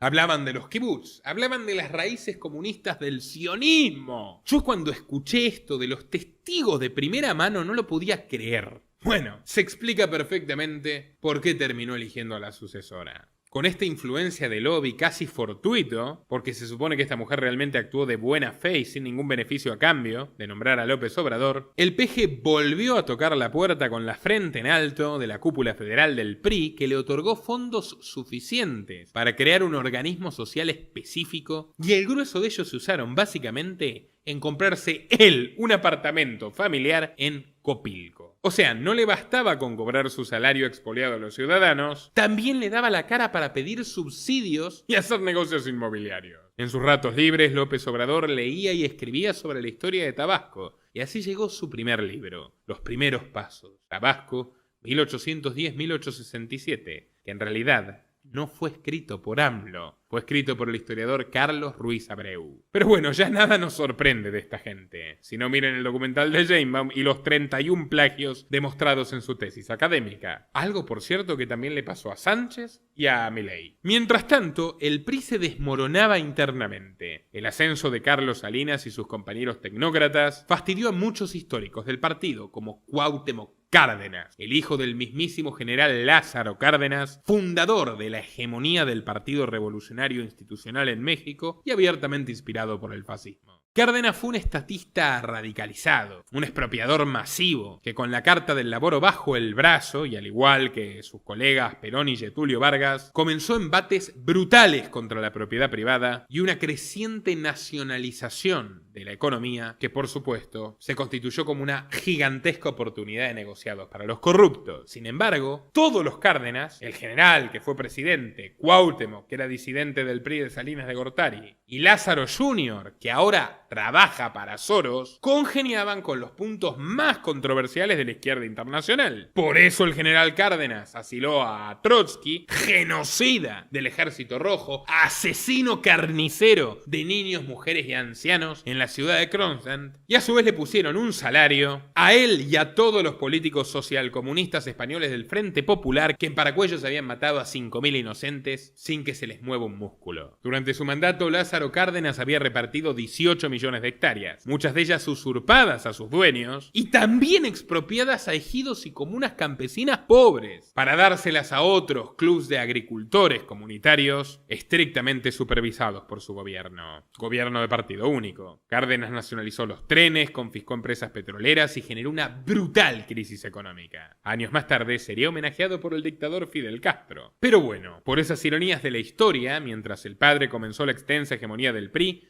su hijo ayudaría a finiquitarla. Después de todo, Cuauhtémoc Cárdenas fue el gran impulsor de la izquierda mexicana, cuando en 1986 rompió con el PRI de Salinas de Gortari y fundó Corriente Democrática, atrayendo a los rebeldes estudiantes filomarxistas que aquel año se alzaron contra la rectoría de la UNAM.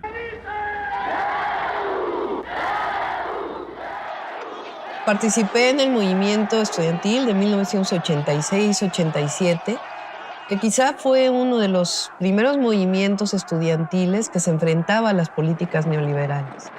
Querían elevar las cuotas, la inscripción, las colegiaturas, y entonces se argumentaba que a los estudiantes no les importaba la educación porque no pagaban por ella. Creo que las autoridades universitarias nunca esperaron que se fuera a generar un movimiento tan fuerte como el que hubo. ¡No caigamos en provocaciones!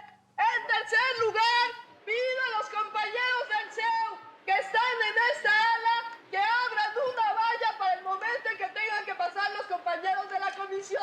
Me refiero, por supuesto, a Carlos Simas y a su mujer, Claudia Sheinbaum, que por entonces ya era becaria de la Fundación Rockefeller y preparaba su tesis globalista sobre el calentamiento global. ¿Sabían ustedes que Claudia Sheinbaum es una de las autoras de la Agenda 2030?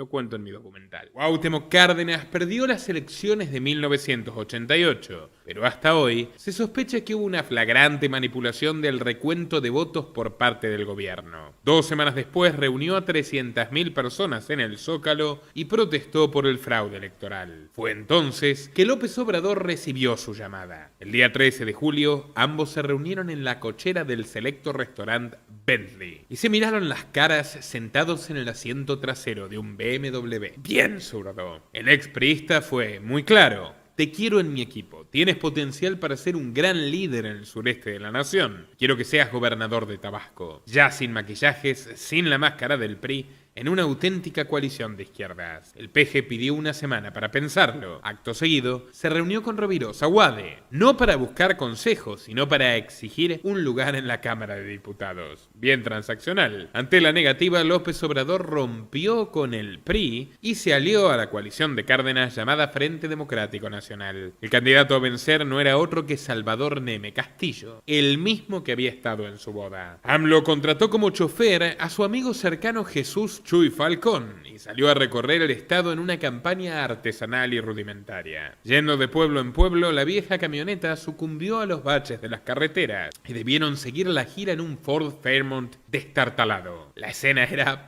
patética. Montado al capó de su coche, Andrés entregaba su mensaje en un altavoz, mientras las mujeres abrían las ventanas de sus casas para ver la causa de semejante conmoción. Licenciado, es mejor que nos vayamos. Aquí no le agradamos a nadie, decían sus colaboradores. AMLO se obstinaba en seguir andando, hasta que, vencido por la realidad, caía rendido en el asiento diciendo que el pueblo era reaccionario y estos conservadores se vayan a la chingada. El periodista Pablo Iriart, del semanario Proceso, lo acompañó en una de aquellas jornadas y escribió una crónica que hizo enfurecer al político socialista, que desde entonces lo tiene en su lista negra. Cito: con asistencia de solo 17 personas, entre los asistentes había algunos niños, 2 de ellos totalmente desnudos. Posteriormente nos fuimos al siguiente punto de la campaña, en Reyes Hernández. Ahí, directamente, no había nadie. El encargado del aparato de sonido le sugirió dar otra voceada por el pueblo, a lo que López Obrador se opuso y decidió suspender su campaña electoral por este día. Nos explicó que a la gente se le invitó con apenas 1 hora de anticipación, pues los encargados de hacerlo el día anterior tuvieron un problema mecánico con su carro. Sin embargo, los que más sufrieron la batalla electoral fueron, otra vez, sus hijos. La familia estaba afincada en Villahermosa. Los agentes de la ley vigilaban su modesta propiedad en el barrio de Galaxias, y viejos amigos cruzaban la calle para evitar a Rocío Beltrán y a los niños. Los helicópteros los sobrevolaban permanentemente, intentando seguir el paradero de Andrés. Las fuerzas de Neme recurrieron a menudo al juego sucio. En las paredes de su cuadra aparecían pintadas como muerte al traidor o asesino y fratricida, lo cual, bueno, no carece de exactitud. Y difundieron a su vez la firme hipótesis de que había matado a su hermano. Pero la peor agresión ocurrió en Mazateupa, donde matones enmascarados amenazaron al séquito de López Obrador y el enfrentamiento habría acabado en desgracia si no fuera porque los indios Chole, armados de escopetas, abrumaron a los atacantes, los redujeron y los apresaron. Este episodio preocupó a la cúpula nacional del PRI, que no quería sorpresas en los comicios. Pero bueno, en verdad no las hubo, pues nuestro hombre recibió una paliza histórica de 77.9%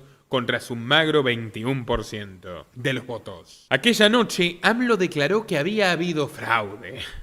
Las autoridades municipales están en contra de la ley, están actuando en contra de la legalidad. Yo quiero decir a ustedes, compañeros, que nos vamos a reunir el lunes.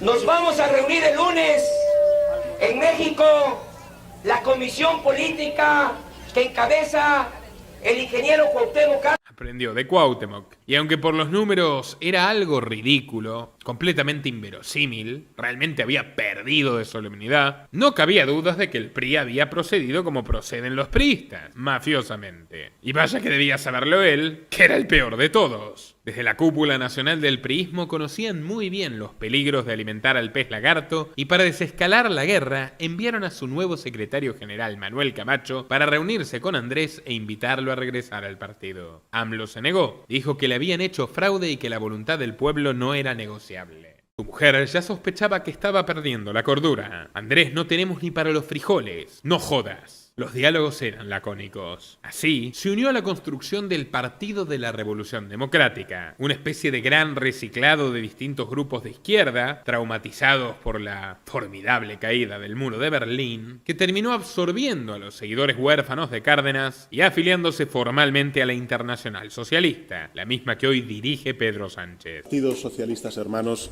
a sus sedes. Esta es una casa repleta de historia.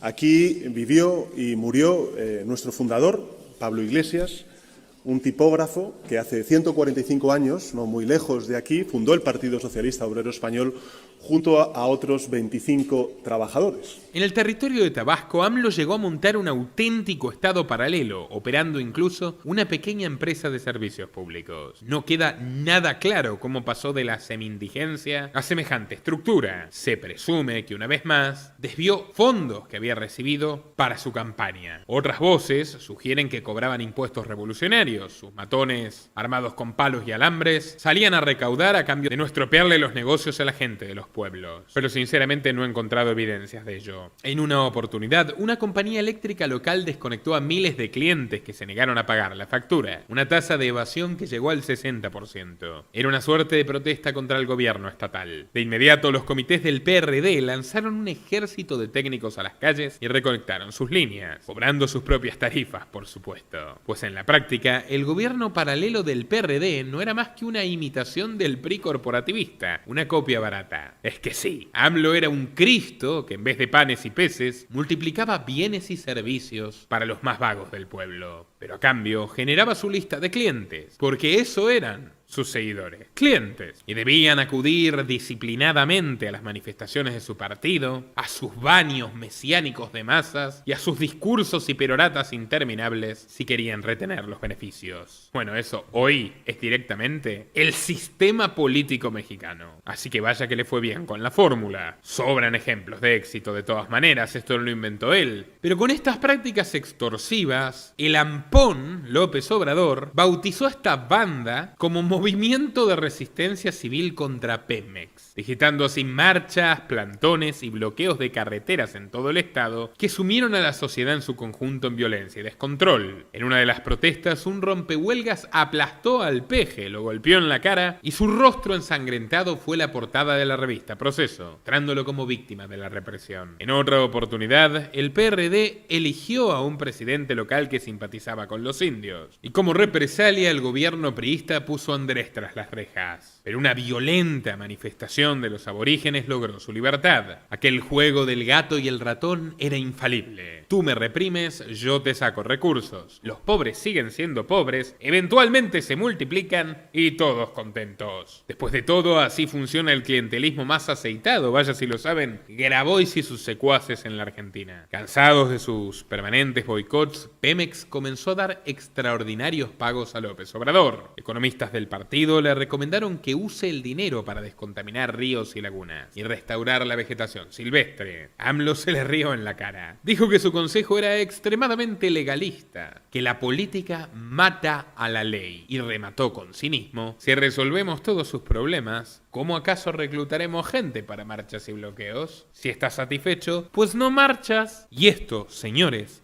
es una cita literal. O sea, no tenían ningún problema en admitir que el descontento social, motorizador de movilizaciones violentas y de bloqueos que generaban desabastecimiento y hambre, eran cruciales para construir un partido izquierdista de base. Otra vez, Karl Marx. Cuanto peor, mejor. ¿Qué hizo entonces este ladrón ultraprofesionalizado con el dinero de Pemex? Naturalmente, distribuirlo entre sus clientes, sus vasallos, las familias humildes. Comprar sus voluntades aseguraría el negocio a largo plazo de López Obrador, la conquista del poder nacional. Porque ese hombre ya tenía claro que las fronteras de Tabasco le quedaban chicas. No había allí suficiente espacio para su ego. Cuando la recaudación no era suficiente y los indígenas le tocaban la puerta, López Obrador se acordaba de su sufrida esposa, que subsistía en base a la ayuda de su propia familia, y le exigía una parte de esos magros fondos para calmar a sus huestes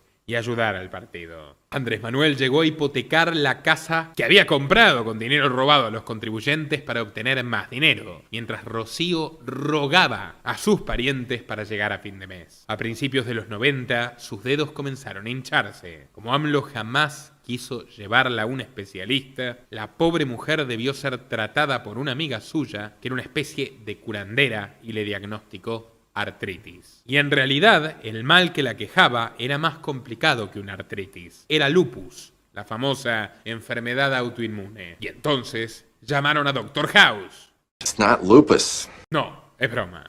Andrés Manuel no solo retrasó el tratamiento de su esposa por la repugnante mezquindad de no querer hacerse cargo ni 3 días de sus chicos, de sus chamacos, de los suyos, sino que cuando ella le ofreció cuidarlos aún en cama, pero que alguien los lleve al colegio, él se negó a contratarles un chofer, y Rocío tuvo que seguir llevándolos en coche a pesar del deterioro progresivo de sus articulaciones. Chocó al menos 6 veces. Y en 2 graves accidentes estuvieron a punto de morir todos. Ya lo vemos, el peje es un marxista extraordinariamente coherente. En el dogma, pero claro que no, en los hechos. En 1991, López Obrador volvió a denunciar fraude. Porque básicamente, como les dije, este señor no sabe perder. ¿Qué había ocurrido? Bueno, el PRD había desbarrancado en la localidad de Cárdenas, que no tiene nada que ver con los políticos Cárdenas, es el nombre de un pueblo. La idea original fue ocupar la plaza de armas de Villahermosa, pero su madre, doña Manuelita, ya senecta, viva de milagro, después de una larga enfermedad, le advirtió que nada se resolvería en Tabasco. Así que el 23 de noviembre el peje lanzó una caravana de 500 personas que marcharon a pie hasta el DF, hasta la capital, bajo el sugestivo título de Éxodo por la Democracia. Por aquí pasé caminando hace como 26 años en el Éxodo por la Democracia, porque no querían respetarnos el triunfo en el municipio de Cárdenas, Tabasco, y tuvimos que caminar desde Villahermosa hasta la Ciudad de México. Era formado ese éxodo por 3 grupos, siempre lo recuerdo mucho. Los demócratas, los místicos, que pensaban que el éxodo era como una peregrinación, y otro grupo, ¿no? Los rebeldes, los jóvenes. En ese entonces yo era muy rebelde.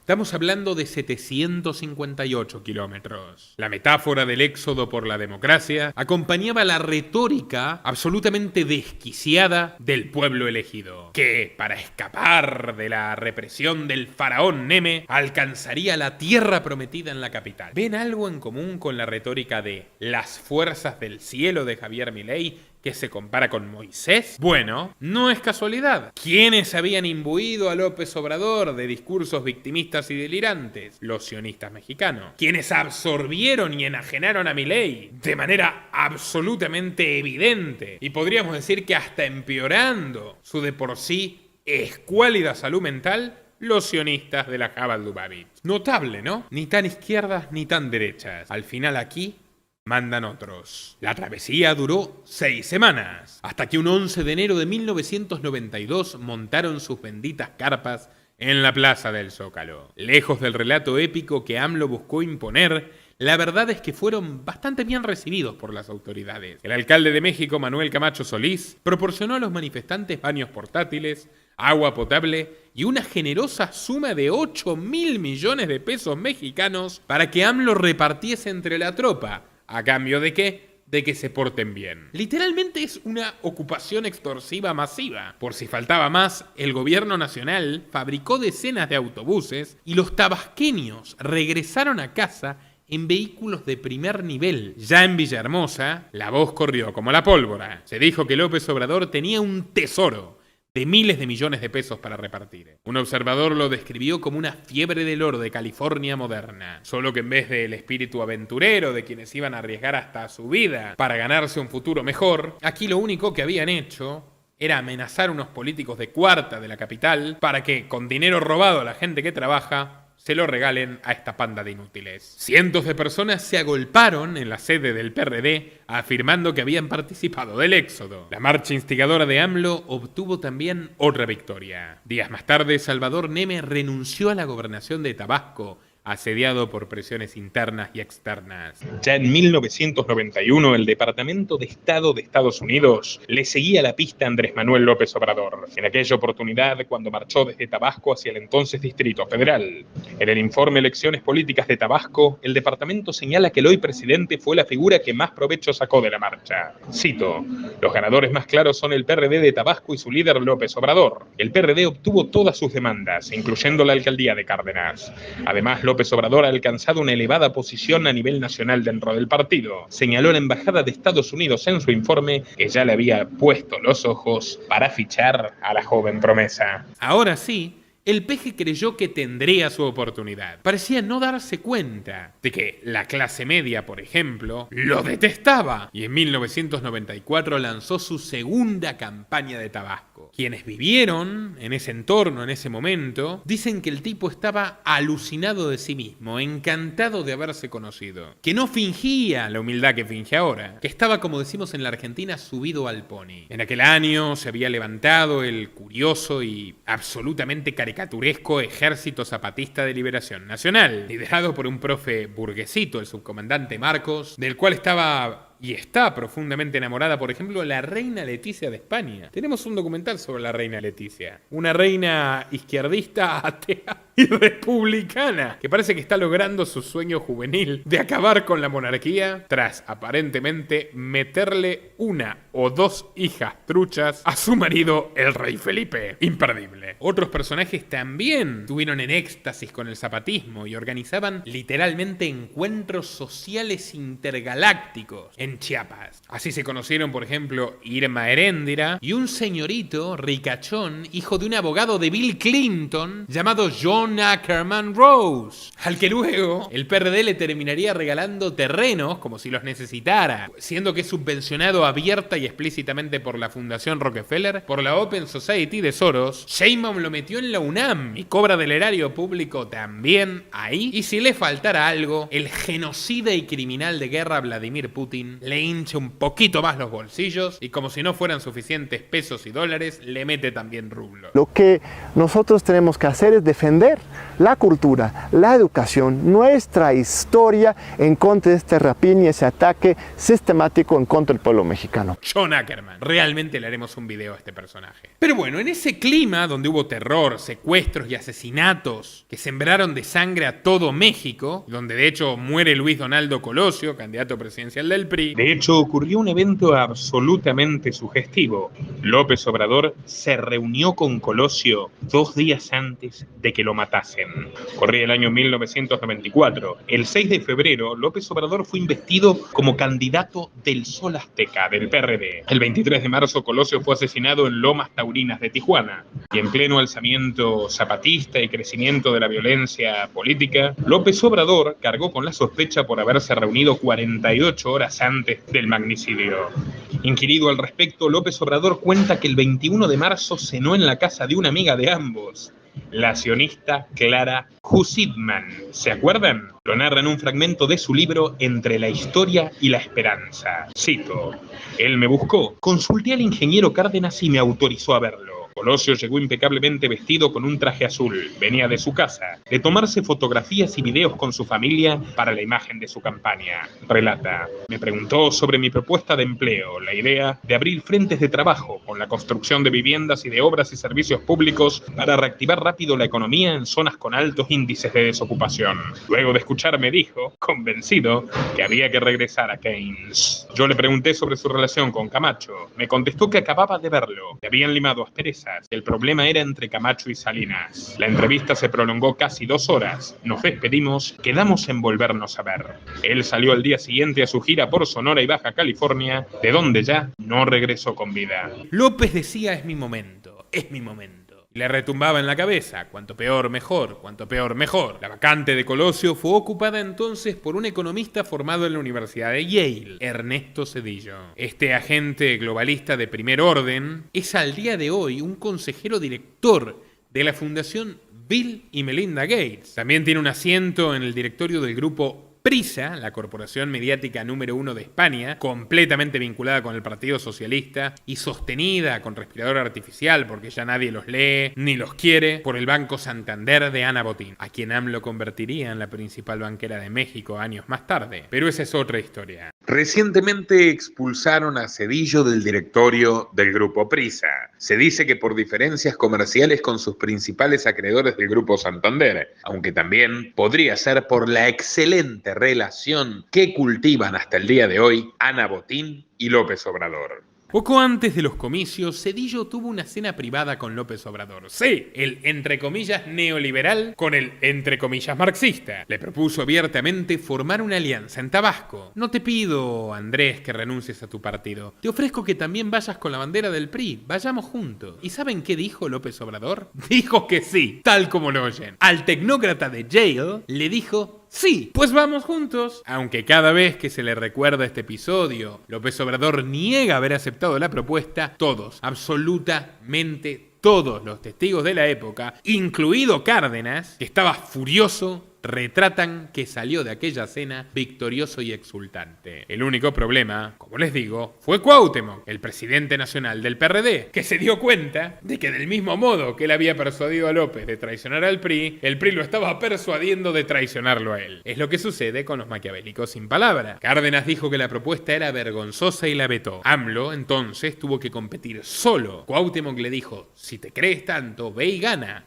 Y él fue. ¿Qué le pasó? Bueno, lo natural. Lo aplastaron con un 56.1% en elecciones transparentes contra un 30 y pocos que logró cosechar. Mejor que en la elección anterior. Sus opositores ya se burlaban de él con la leyenda maya del Xochol-Chich, o pájaro fantasma. Según esta historia, en lo hondo de la selva hay un pájaro que siempre engaña a su cazador. Cada vez que le disparan, el ave se queda quieta y el cazador cree haber marcado a su presa. Pero cuando se acerca a su blanco, encuentra tan solo una pluma de color. Y sí, López Obrador era un cazador que insistía e insistía, pero el fantasma del poder se burlaba de él. Fiel a su costumbre, el peje acusó de fraude al oficialismo. No tenía ninguna prueba y sin embargo organizó una nueva caravana hacia el DF, llegando al Zócalo el 29 de noviembre. Si es que ya se lo tomaban como turismo. Perdimos, bueno, no está tan mal la cosa. Nos vamos al DF y nos llenan de plata. Allí recibieron la solidaridad del orwelliano ejército zapatista y de su subcomandante el burguesito Marcos, que expresó su abierta simpatía por el peje, aunque le lanzó una advertencia. Aquí hemos aprendido de Tabasco que eres un venado muy casado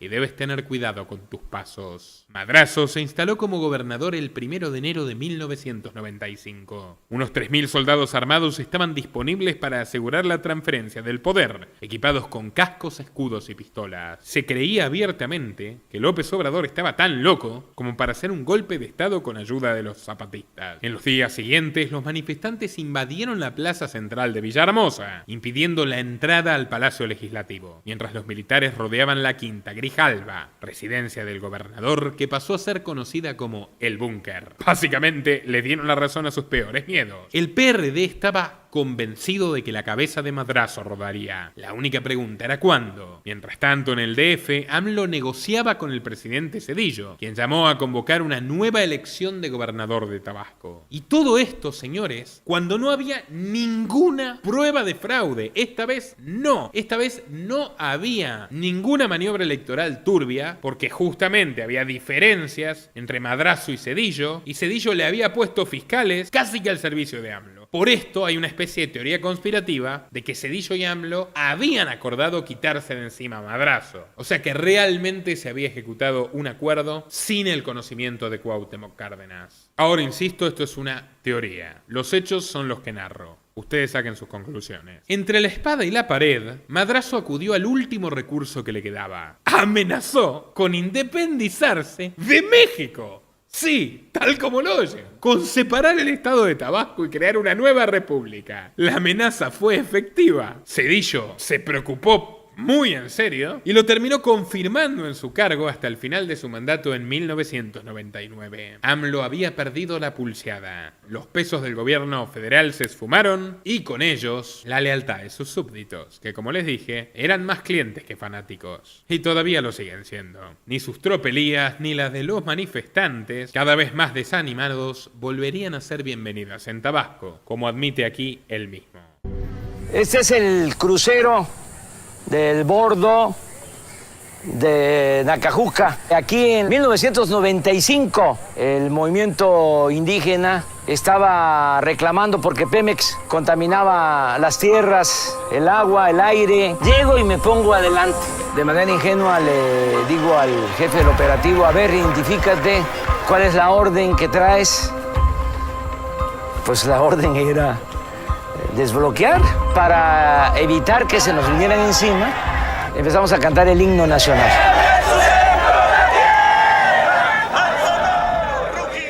Sacado de su hábitat natural, el peje se vio en peligro de extinción. Así que dijo todo o nada. En 1996 se postuló para ser el nuevo presidente nacional del PRD. Con excelente resultado, por cierto, pues venció a la ex comunista Amalia García. En su nuevo cargo demostró ser un hacedor de milagros. Si antes multiplicaba el clientelismo, ahora multiplicó votos y puestos en administraciones estatales para su partido. ¿Por qué? Bueno, por su extraordinario pragmatismo. Él era priista y aunque hubiera sido un entrista marxista en el PRI, había adquirido todos los hábitos de la rosca, de la negociación inmoral, sin límites, obscena, pornográfica, que mantuvieron al PRI en el poder durante más de 70 años. Por eso ahora no me sorprende que se esté construyendo la nueva dictadura perfecta, la nueva hegemonía, esta vez izquierdista, pero con los mismos métodos corruptos. México camina hacia un nuevo régimen de partido único. Y esto le conviene solamente a AMLO y a los enemigos de México. Pero bueno, sigamos. En apenas un año, y con una serie de acuerdos estratégicos con priistas disidentes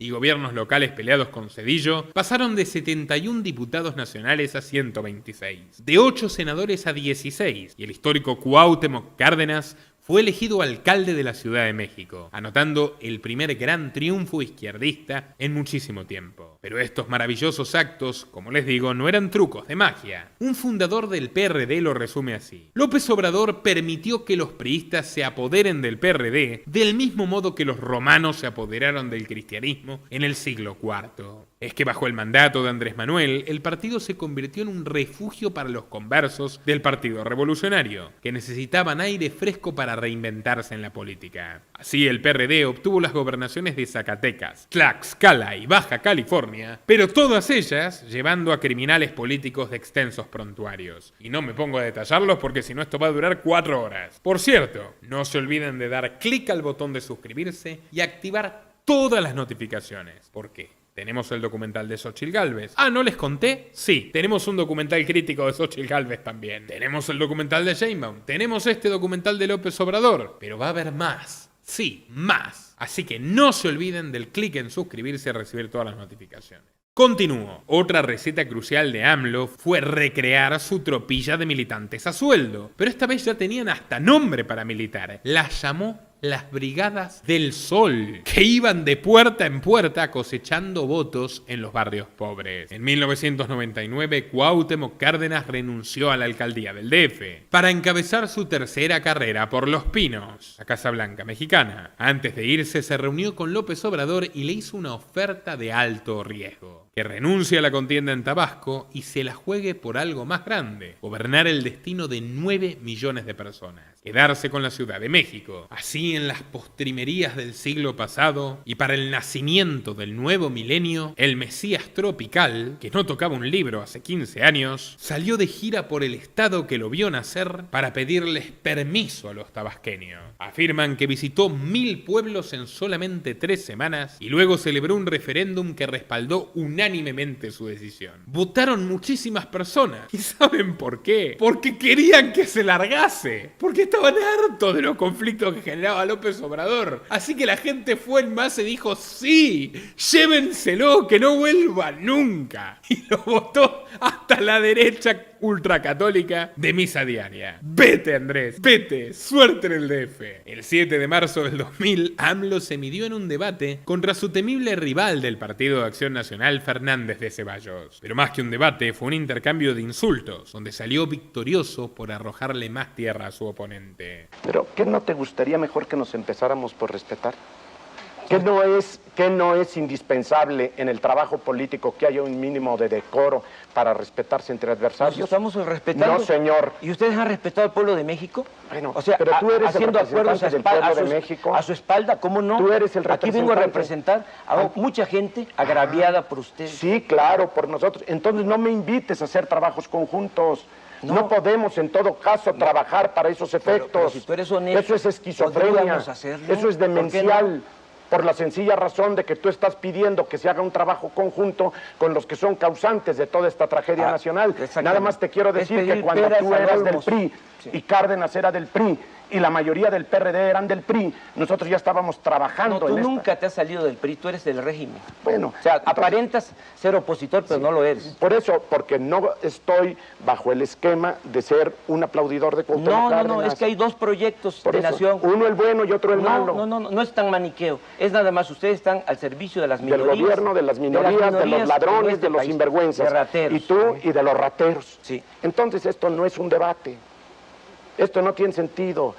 Yo sinceramente creo haberme equivocado por una razón, porque traje documentos. Yo también traigo. Pues sí, pero para injuriarme. No, hombre. Fue un golpe de knockout. Fernández de Ceballos fue desplazado como candidato y su lugar lo ocupó Santiago Creel. Pero Andrés recibió otro impulso inesperado cuando el diputado independiente Marcelo Ebrard, candidato a alcalde del pequeño Partido Democrático de Centro, anunció que lo apoyaría. Y aquí les voy a contar que tenemos otro documental sobre un amo de México, un verdadero amo de México, que es Carlos Slim, cuate de los Clinton, sí, socio de Bill Gates, sí, metido en todas las iniciativas progres globalistas e incluso del autoritarismo sanitario mundial, pero cuyo hijo, Patricio Slim Domit, pone huevos en todas las canastas y es el principal financista del Yunque, la organización de ultraderecha católica inspirada en los movimientos paramilitares de las guerras cristeras que imita la estructura de la masonería y busca imponer a la derecha ultrarreaccionaria en distintos puntos del mundo. Financian a Vox, por ejemplo, tienen vínculos clarísimos con Milei y con los amiguitos de Milei, Agustín y compañía. Los llevan a dar giras por México, etcétera, etcétera. Bueno, Slim, un señor muy inteligente, mucho más inteligente que AMLO, y eso que AMLO es muy inteligente, lo tenía Ebrard literalmente como chico de los recados. De hecho, estos dos juntos se cargaron a muchísimos mexicanos con la línea 12, y Sheinbaum los encubrió. Pero bueno, esto es otra historia. Slim coleccionaba a Ebrard desde entonces como una mascota. Ebrard había estado con Salinas de Gortari, pero era un chico de Slim, propiedad de Slim. Es más, cuando Slim le dio un infarto y lo internaron en un centro de salud en Houston, Texas, bajo el seudónimo de Carlos Delgado para que no lo reconozcan, solo le permitió a Ebrard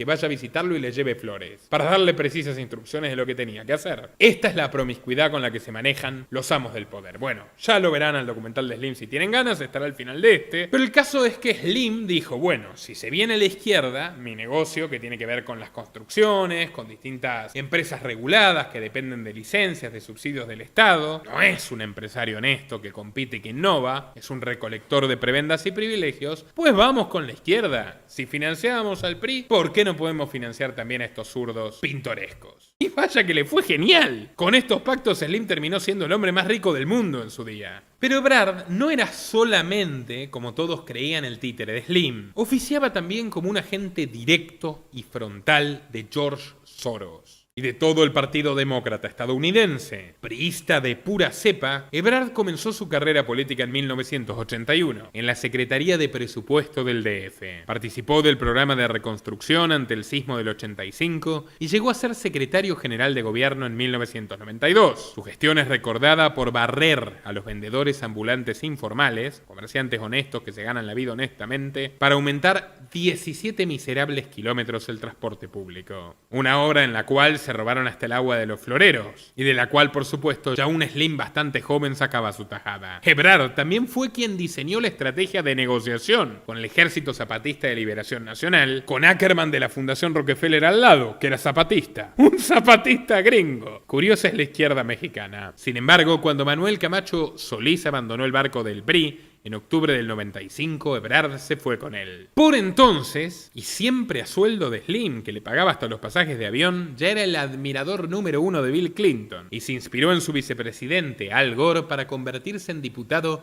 del Partido Verde Ecologista. Se trataba de un satélite del PRI, hecho con el exclusivo propósito de intermediar financiamiento espurio con otros partidos. Lejos de salvar los arbolitos, el Partido Verde ha permitido la minería a cielo abierto en cada lugar donde tuvo capacidad política y la construcción de complejos hoteleros de primera categoría en áreas protegidas, lo cual está muy bien. Por suerte ya no vivimos en armonía con la naturaleza y con taparrabos. Nosotros somos la naturaleza, la cumbre, la cima de la pirámide de la evolución de la naturaleza, y somos hombres porque podemos mandar sobre el resto del ambiente que nos rodea y modificarlo en nuestro beneficio, hasta cierto punto. Pero si estás sacando oro, petróleo y construyendo autopistas, luego no me vengas con el cuento de los pobres pingüinos empetrolados y los arbolitos que tienen derechos. El Partido Verde también recibe permanentemente ingresos de las televisoras Televisa y TV Azteca, cuyos presentadores y actores a menudo prestan su imagen para las campañas publicitarias del partido.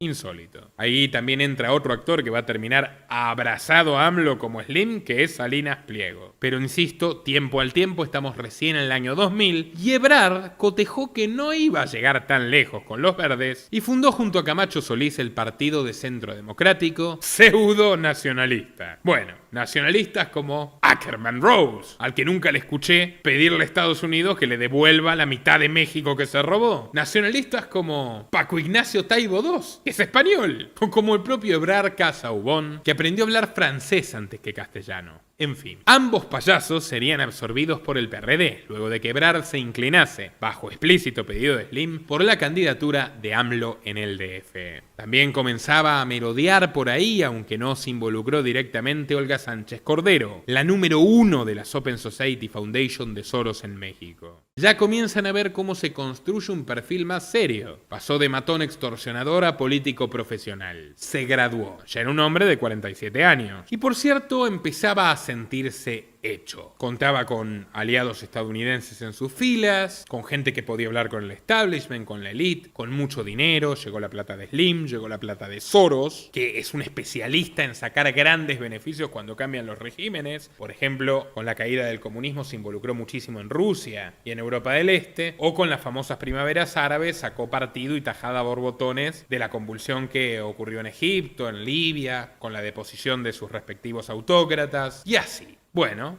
vieron su oportunidad en AMLO, a río revuelto, ganancia de pescadores. Desesperados por una probable derrota, sus enemigos buscaron el modo de bajarlo por la vía legal y presentaron una demanda conjunta que pretendía impugnar su candidatura, lo cual algo de lógica tiene. ¿Cómo el DF iba a terminar con un alcalde tabasqueño? Parece una broma. Es que en realidad todo el sistema democrático es una broma de mal gusto. La ley le exigía un mínimo de residencia de 5 años para presentarse y los registros mostraban que en 1996 AMLO se había domiciliado en Tabasco, otra vez para poder votar. De hecho, no había un solo año en el que haya pasado más tiempo en el DF que en Tabasco. La noche se ceñía amenazante sobre el futuro de Andrés Manuel. Fue entonces que surgió un héroe anónimo, el presidente del PRD del Distrito Federal, Carlos Simas. El esposo de Claudia Sheinbaum hizo malabares en la justicia y consiguió que, contra todo pronóstico, el Instituto Electoral del Distrito Federal aprobase el registro de López Obrador por 4-3. Y te cuento toda la matufia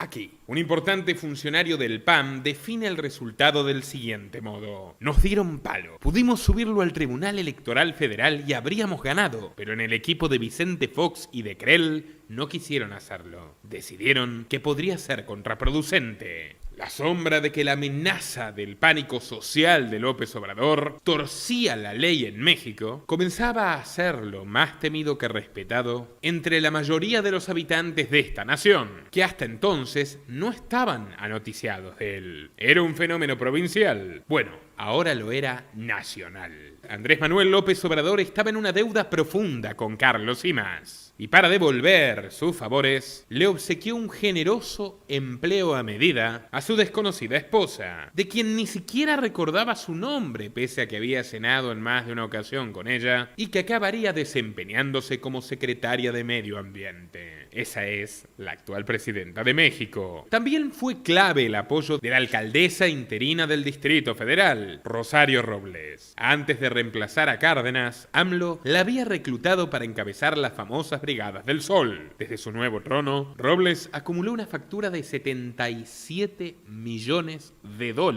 robados a los contribuyentes para hacer publicidad y marketing. El doble del presupuesto asignado, y escuchen bien, 12 veces más de lo que gastaba por esa época la suma de Nueva York, Londres y Madrid en campañas de comunicación. Ya pueden ir entendiendo por qué México es pobre. Llegó el domingo 2 de julio y por primera vez en su vida, López Obrador no denunció fraude. Es más, sí, se puso corbata. Por primera vez en su vida se puso corbata. Y esto, por más que parezca un detalle pequeño, no lo es. Ahora, finalmente, era un político nacional con la capacidad seria de competir por su sueño mayor, que es la pesadilla que hoy ha hecho realidad. Le había ganado por 4 puntos al rival conservador Santiago Creel. La victoria contrastó con la dura humillación que sufrió Cuauhtémoc Cárdenas a nivel nacional, saliendo tercero lejos, después de Vicente Fox, el triunfante presidente panista, y la Bastida del PRI. Se rompía el régimen de partido único, tras 7 largas décadas. Pero los leales al hijo del general estaban verdaderamente rabiosos. Los conservadores llegaron al poder y nosotros no. Eres un maldito fracaso. No conforme con ello, acusaron al Peje de haber transado en secreto con Fox y haber mantenido un perfil bajo en las elecciones. Ya sabían cómo eran sus típicas maniobras maniqueas. Así, el hijo del legendario presidente de los años 30 se distanciaría definitivamente de su protegido para siempre. Sin más remedio que admitir la realidad. Era Andrés Manuel López Obrador el verdadero mesías de la izquierda mexicana. Tuvo que clavarle un puñal en la espalda. Pues, ¿y qué? Este hombre le disparó a su hermano, presuntamente. El 5 de diciembre del año 2000 recibió su puesto en el Palacio Legislativo, de las manos de Rosario Ibarra. Como un Cristo de los últimos días, AMLO abandonó el ornamentado edificio y se mezcló con la gente en el cercano Parque Alameda, donde los ancianos se inclinaban sobre tableros de ajedrez y contaban anécdotas de sus hazañas juveniles. No los decepcionaré, prometió el tabasqueño con voz dulce y ya no gritando, en medio de un mar de admiradores, muchos de los cuales vestían camisetas con rostros de Fidel Castro y el Che Guevara. Los empresarios de México DF estaban atemorizados. Un bolchevique sería alcalde, pero desconocían el asombroso grado de plasticidad, de pragmatismo y de capacidad para los negocios que tiene el Peje. Andrés Manuel siempre fue un madrugador de toda la vida. En campaña había prometido que celebraría conferencias cada amanecer. Al día siguiente de prestar juramento, los periodistas y camarógrafos vigilaron el antiguo palacio del ayuntamiento, el mismo que sirvió a los virreyes a principios del siglo XVIII.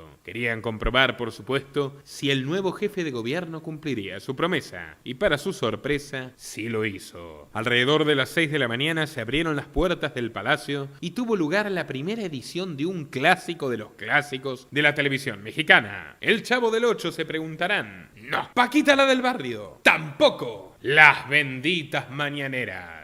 El nombre era un homenaje a las relaciones sexuales a primera hora de la mañana de los campesinos demasiado fatigados para la intimidad nocturna. En los 4 años y medio subsiguientes, López Obrador celebró sesiones casi todos los días a las 6:15 de la mañana, incluidos los fines de semana, cuando se presentaba más tarde de lo habitual, vistiendo chaqueta y pantalones de cuero. Y es que sí, se vistió de todas las maneras que se pueden imaginar, y hasta se disfrazó. Era todo un showman, un maestro de la publicidad. Había estado 40 años de su vida ensayando cómo disimular que es un maldito peligro para la humanidad. El peje demostró ser un publicista soberbio, con una habilidad supina para esquivar preguntas incómodas. Si un interrogatorio no le gustaba, desviaba el tema con bromas o levantaba discretamente el dedo índice para indicar que no tenía la intención de responder. Algunos lo acusaron de ser una mala copia de las conferencias clintonianas de la Casa Blanca, pero había una diferencia radical. Las mañaneras carecían de decoro. Los periodistas solían tener entre 25 y 30 años, eran chavos totalmente inexpertos y en lugar de levantar la mano y esperar a que los llamasen, a menudo gritaban sus preguntas. En palabras del productor de televisión Federico Wilkins, AMLO buscaba dar una atmósfera de rock a este sistema de comunicarse y un mensaje subliminal que llegaba a todos los ciudadanos, que es: todavía estamos de camino al trabajo y Andrés Manuel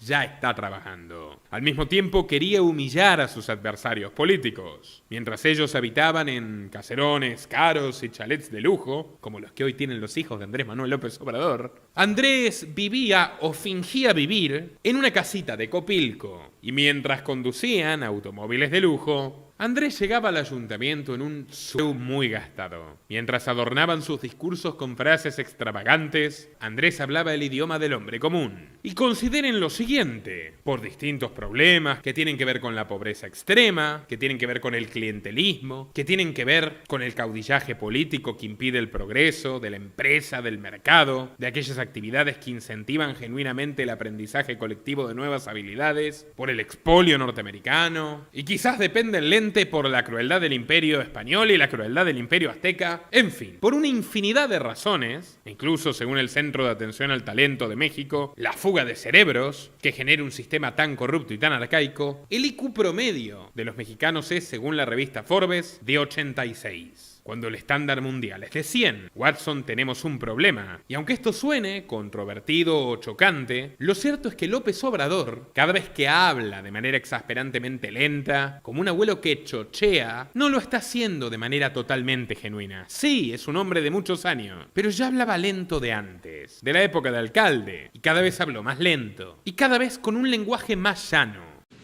Sin apanicarnos, con la firme convicción de que tenemos muchas fortalezas. Su mensaje y su propuesta política no es para personas inteligentes. Está dirigido fundamentalmente a quienes no tienen educación, a quienes incluso no quieren darse a ellos mismos educación. Porque hay infinitos mexicanos humildes, como argentinos humildes, como españoles humildes, como estadounidenses humildes, como colombianos humildes, como japoneses humildes, que pese a la escasez de recursos, prosperan, aprenden un oficio, innovan, montan un negocio, salen adelante. Ese no es y nunca ha sido el público de Andrés Manuel López Obrador. El público de Andrés Manuel López Obrador, fiel y ciego, es el señor cansado de trabajar muchísimo, que en un sistema muy injusto, para lo único que le da a su cabeza al terminar una ardua jornada de trabajo es para mirar una telenovela o un partido de fútbol. 2 o 3 cervecitas, unos taquitos y a la mañana siguiente, la mañanera de Andrés Manuel, que es como un papá bueno, que te trata como un niño tonto, diciéndote que te protege y hará todo por ti, y tú sencillamente obedeces.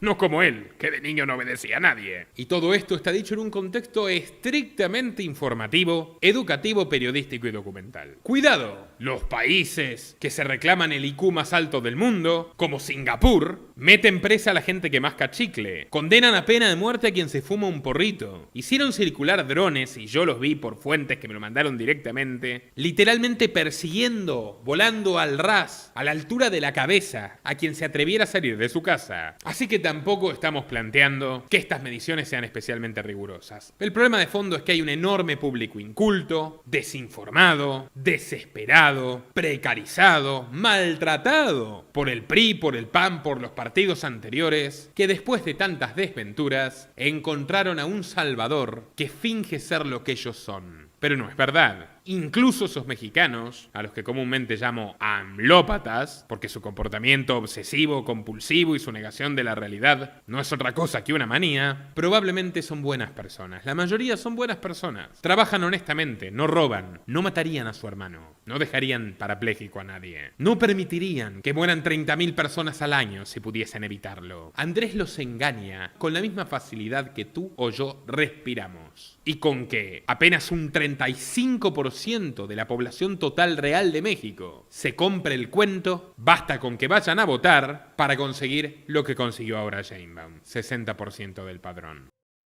Nuestro trabajo depende de tu apoyo. Para que siga siendo posible, realiza tu aporte desde tan solo $3 por mes a través de Patreon, en los enlaces que figuran en la descripción o en el comentario fijado. También podés hacerlo vía Bitcoin o desde la opción Unirse de YouTube. Y si estás en Argentina, elegí el medio de pago de tu preferencia a través de Mercado Pago.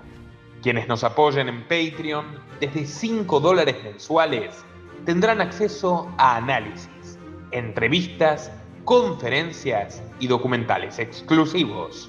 También tenemos opciones para sponsors, así que publicita con nosotros a través de patreon.com/Nicolás Moraz.